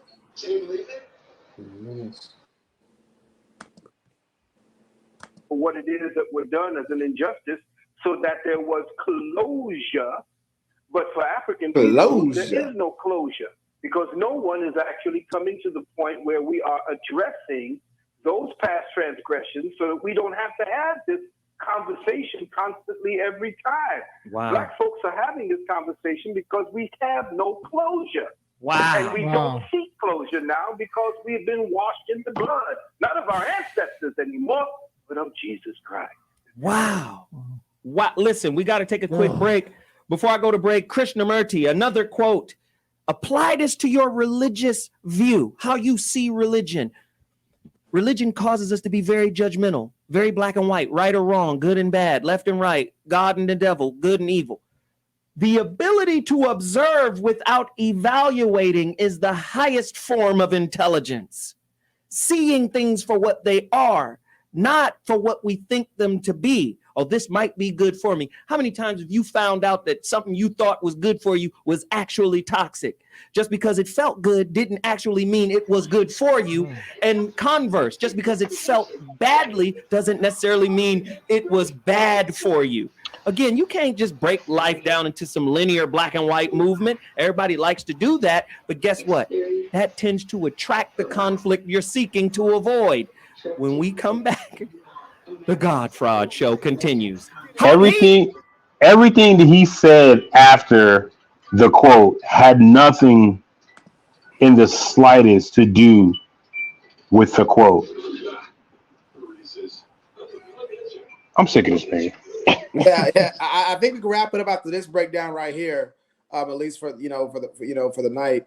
But yeah, I definitely agree. I didn't get the sometimes what's good for you, blah blah blah. I agree with the principle he was saying, but it seemed like it was completely unrelated. I mean, obviously we all know that some things that we think is good ends up being bad. Some things we think is bad ends up being good. But the thing is, again, it's just a morass of contradiction here. That's my issue with this guy. I don't have an issue with the guy. I actually like the guy. I mean, he seems like a pretty cool guy, and I like that. And I would love to sit down and have a conversation about all these varying topics. Because it's rare people have these interests. But I think he really needs to focus on critical thinking, because you can study all the books you want, but if you don't have a good foundation in logic and reason, you are gonna just cause chaos and everywhere you go. This guy's saying, he starts off saying religion makes you judgmental, and it makes you be left and right and dark and light and all this stuff. And then he ends by saying, you can't do that. There's can, there's can't. Well, isn't him saying religion is judgmental is him judging? That's exactly it. So that's another fact. Again, it's contradiction all the way up and down. One, religion doesn't make you judgmental. And if it does make you judgmental, I mean, again, it maybe some parts may make you judgmental if it's telling you to judge. But judgmental is not even bad all the time. You see what I'm saying? Now, if you're using judgmental in the negative connotation of like judging being prejudiced, you see what I'm saying? Then perhaps it's a different conversation. But when this guy's saying you can't do that, that's a linear thinking kind of comment. There's can, there's can't. That's the law of excludability. You only got two options. You either can or you can't. He's not looking at religion without evaluating. So, is he using the highest form of intelligence? Exactly. Or is he as he already like this? And to say the highest is a judgment. Oh my gosh. I would appreciate if anyone watching this can champion his cause utilizing better communication and use of logic than he did. I'm not even mad at his stance. I'm mad at how poorly he's presenting it. To me, he's like one of them rappers that can sound good rapping stuff, but there's no theme, there's no topic to their music. They're just rapping a random stuff, throwing out random. He's just rhyming words. He's just rhyming words. He can't follow a theme. Yeah, it's a Lil Wayne freestyle.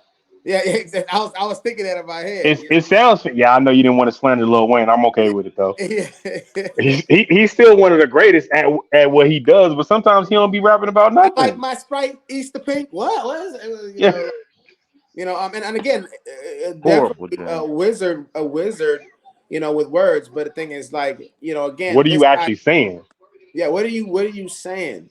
And that's low. Go ahead. High. I told everybody bye. Anyway. Information versus knowledge. So yeah, I mean that's a good point right there. But yeah, so when this guy is saying all this stuff, he's contradicting himself left and right. He's being judgmental. He's saying to observe without evaluating. How do you even do that? Just try for a brief moment to try to observe something without evaluating it. Just to observe something. You said something. That's the law of identity. You're saying it's a something. It's not a nothing. That's an evaluation. Here's my question. To observe something without evaluating it, is it just in the moment of observance? Do you evaluate it at some point? Like what? I mean, that's a good quote, but it needs context. Because at some point you have to evaluate it. Otherwise, it's just something that you saw. Yeah. Is that what he's saying? And Just again, just look at stuff and that's it. just look at stuff. Don't come to it like I don't understand what that really means. And I know he quoted somebody else, so I'm not gonna put that on him, but I would love to hear the conversation that quote originated from. It's being irresponsible. Look at that smile on his face. He's feeling himself right now. Bro, he been feeling himself the whole time. He been knee slapping his own jokes the whole time. Hey, you know what this reminds me of? That when Safari was rapping for Charlemagne. Remember that? Nah, that's not it, brother. What y'all saying? You said what Zoe is doing right now is what's that? It's the difference between real rap with metaphors and real rap. Oh yeah. Remember Machine Gun Nah, Kelly? don't quote that, man. He just got killed, man. Hey, remember Machine Gun Kelly rapping for Charlemagne? Yeah, good murdered that man. You can't tell me that word bars. And Charlemagne was like, yeah. Putting all these black on things, but you black and you don't own nothing. Murdered him.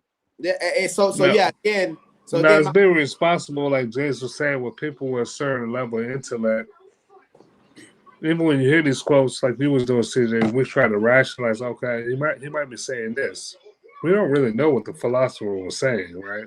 Correct. He's utilizing a quote to further his particular agenda. And y'all think about what he's doing right now, because he's just throwing out. He's proselytizing his views without any type of justification. He's the epitome of second-handing right now, which he just trashed.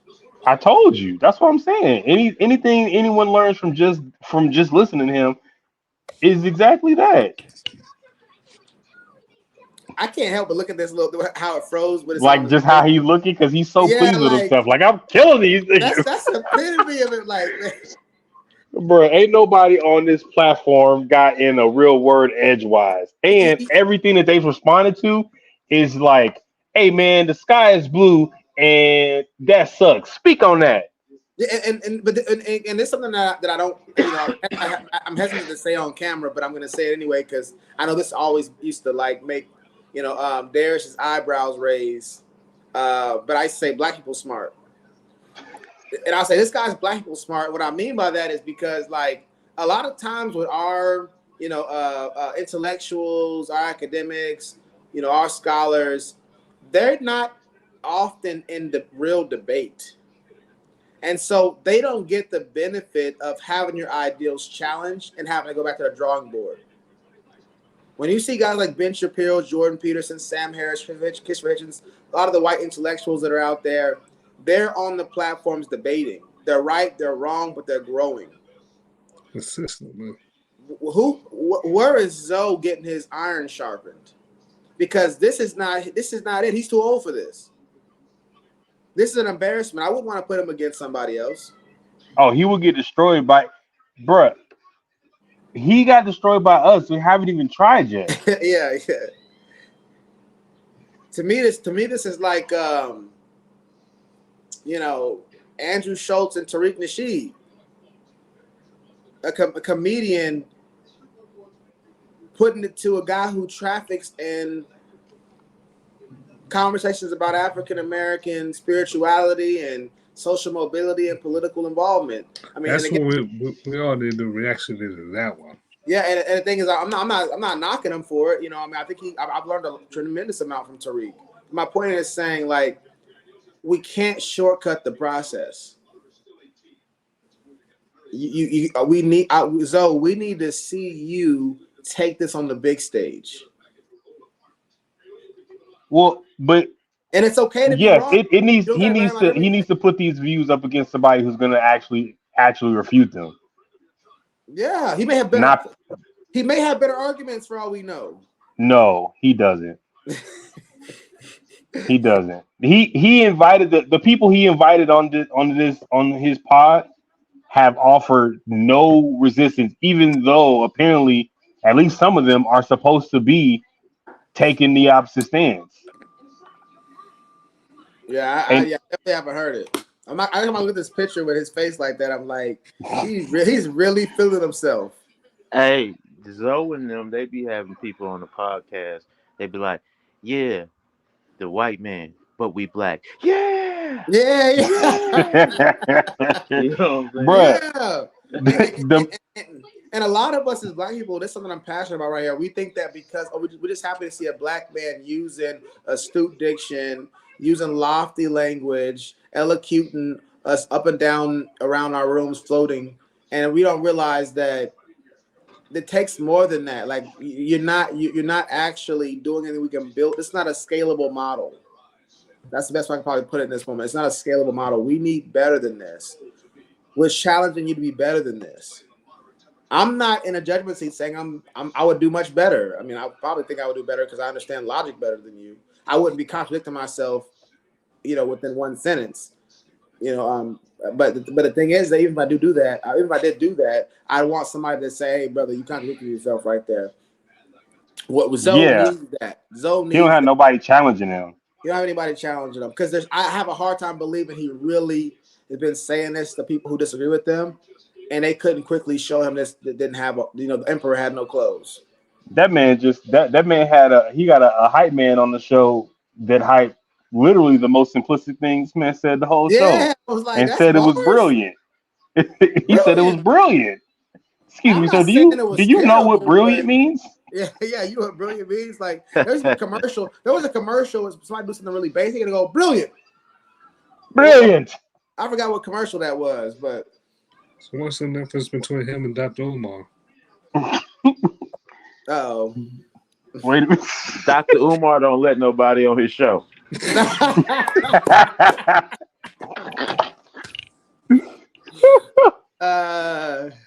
Yeah, Dr. Umar ain't bringing no the scholars on the phone or anything like that. Nope.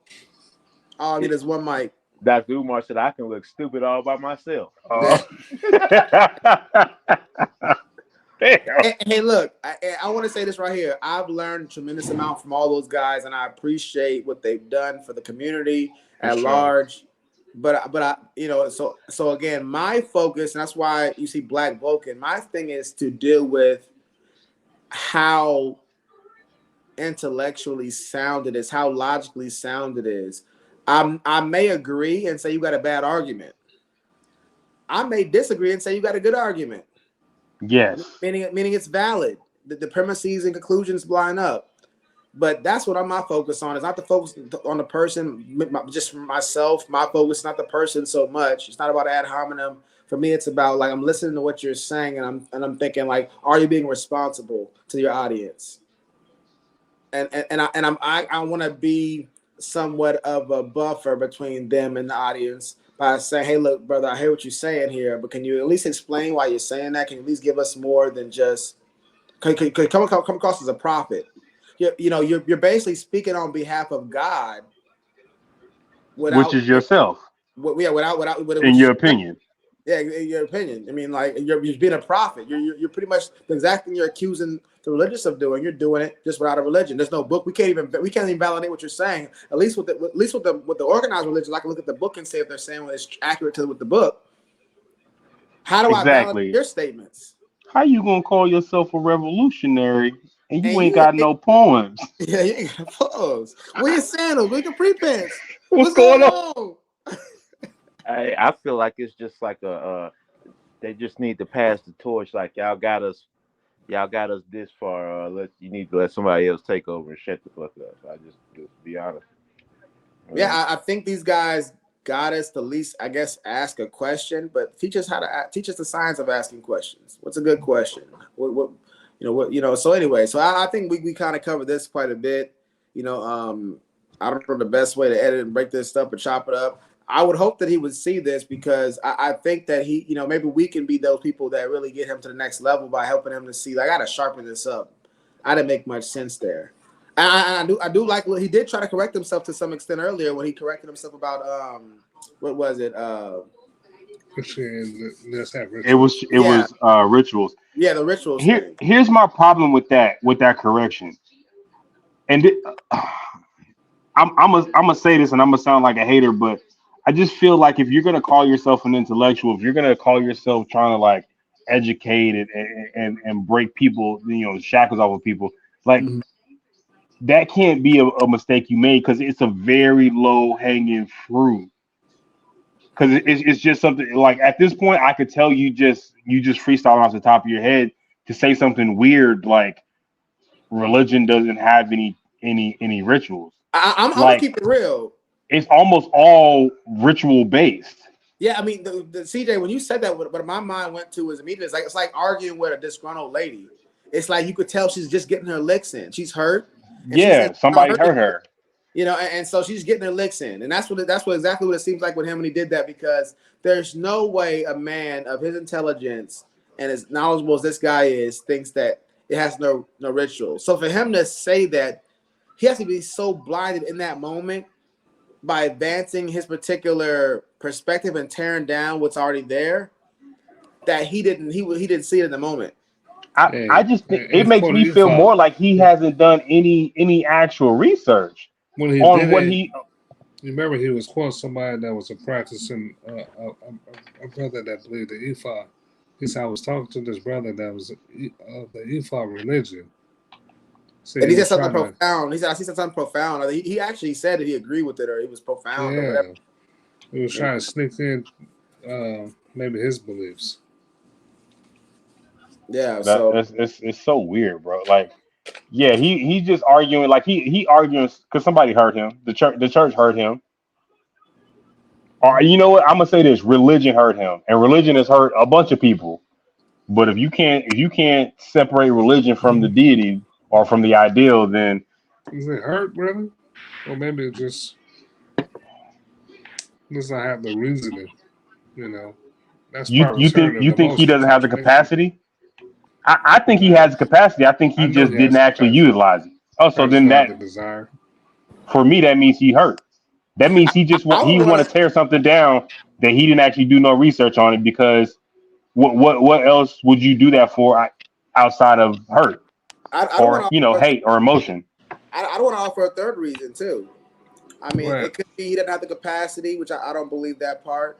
It could be he's ignorant, which I don't really believe that part. I think what the Bible would say is that people find teachers that tickle their ears. Yeah. I think that people leave the rigid structure of organized religion to a less rigid, where they have more freedom to do what their desires are. Yes, like JC said, you left Christianity to go to another religion that don't belong to you.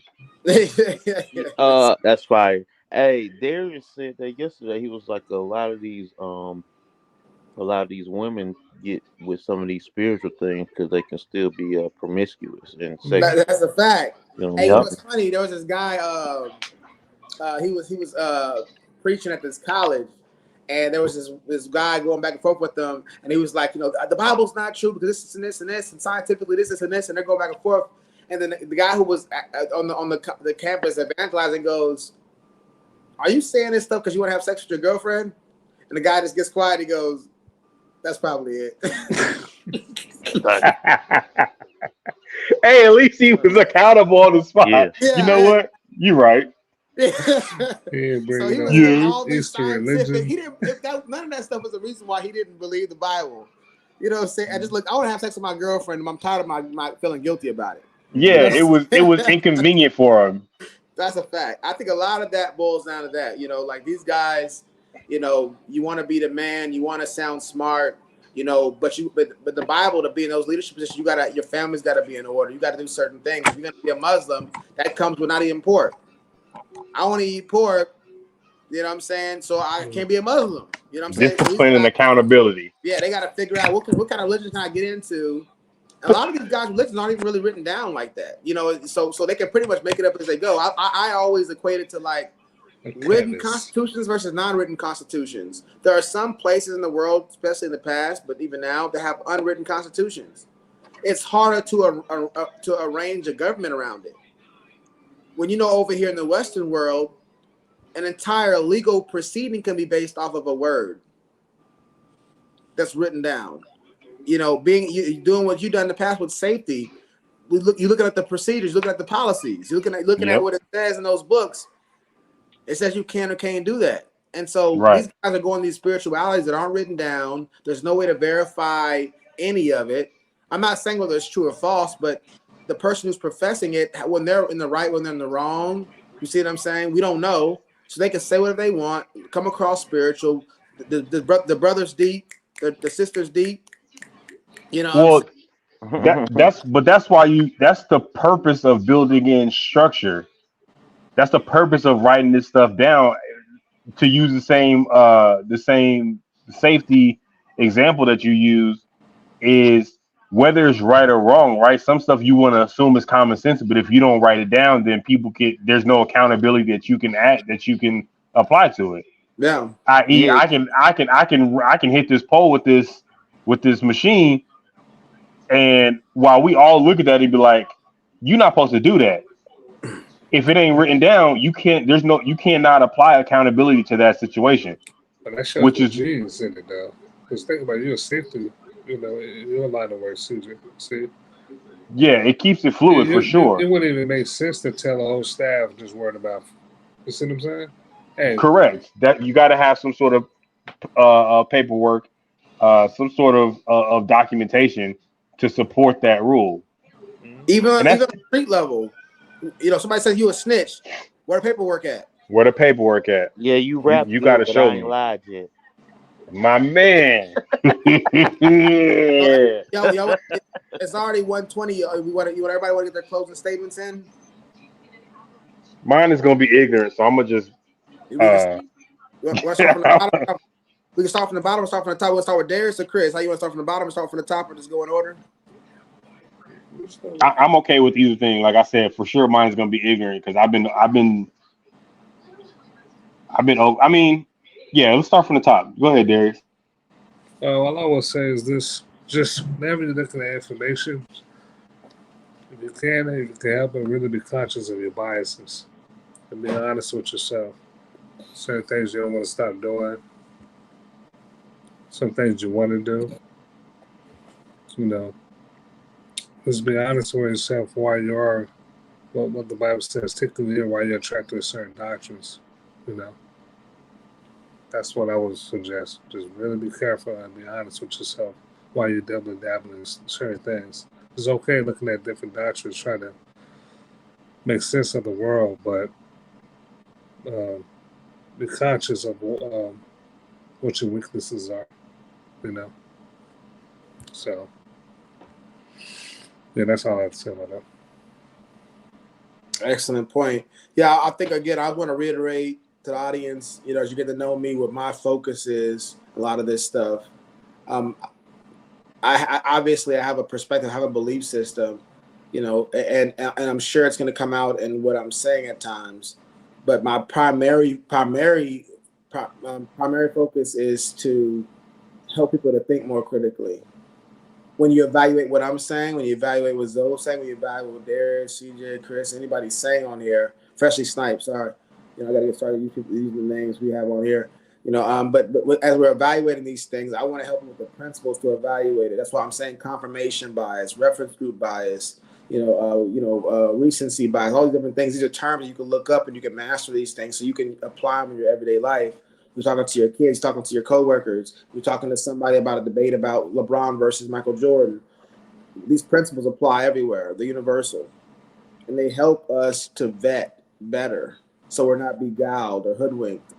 So that's my main focus. My attack's not on Zoe or Dr. Umar or anybody that's willing to get up and try to help solve the problems and help people see things in a better way. I take my hat off to you.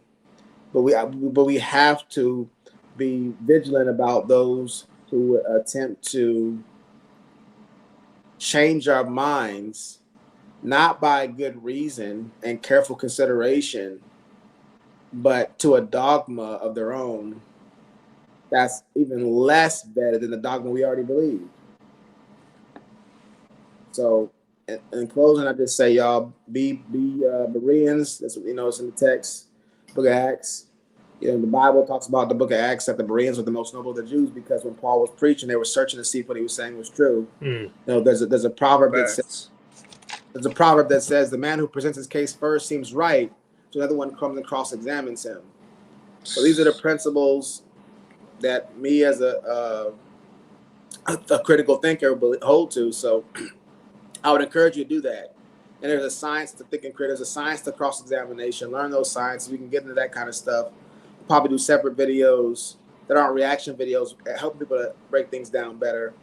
But as of right now, to say everybody just keep your ears attuned to people that want to brainwash you to their beliefs without any kind of justification of why they're saying what they're saying. Thank you for your time.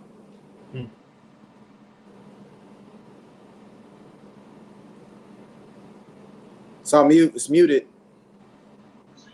I'm gonna start off my closing statements by reading the definition. Confirmation bias: the tendency to interpret new evidence as confirmation of one's existing beliefs or theories. I can sum my entire point of view on this up by saying, do your Googles. I want to point out that even though I believe at least the majority of us are Christians, or at the very least not uh, not anti-theists or atheists, we all believe in some form or fashion of a higher power.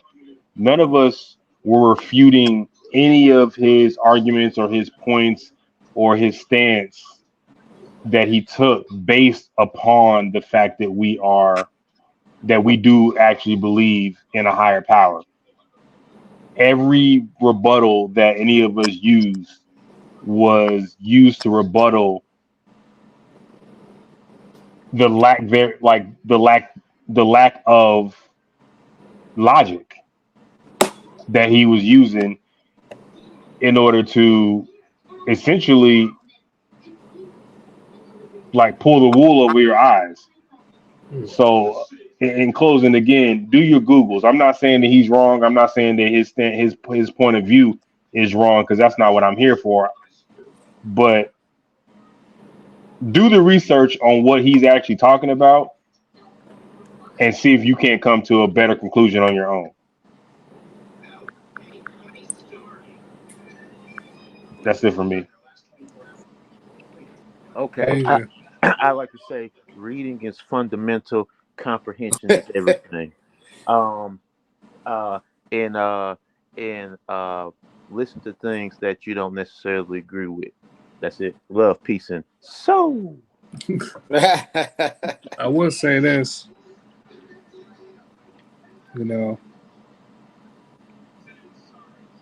this could be a good example of that quote.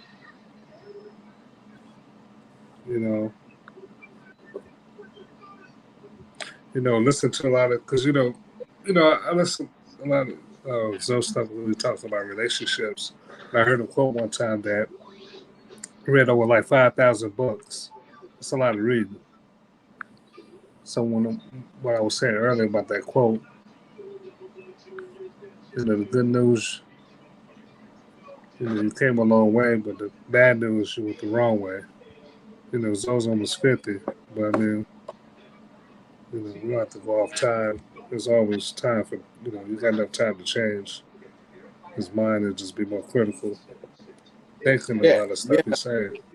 But and that goes to Ecclesiastes. Says in studying books there is no end, and increasing knowledge increases sorrow. We've all said he seems like somebody that's kind of hurt. There's a lot of sorrow. It seems like he's just pretty much just like I said, he's getting his licks off. I'm just gonna attack this. His licks in. Pause. Yeah. Pause.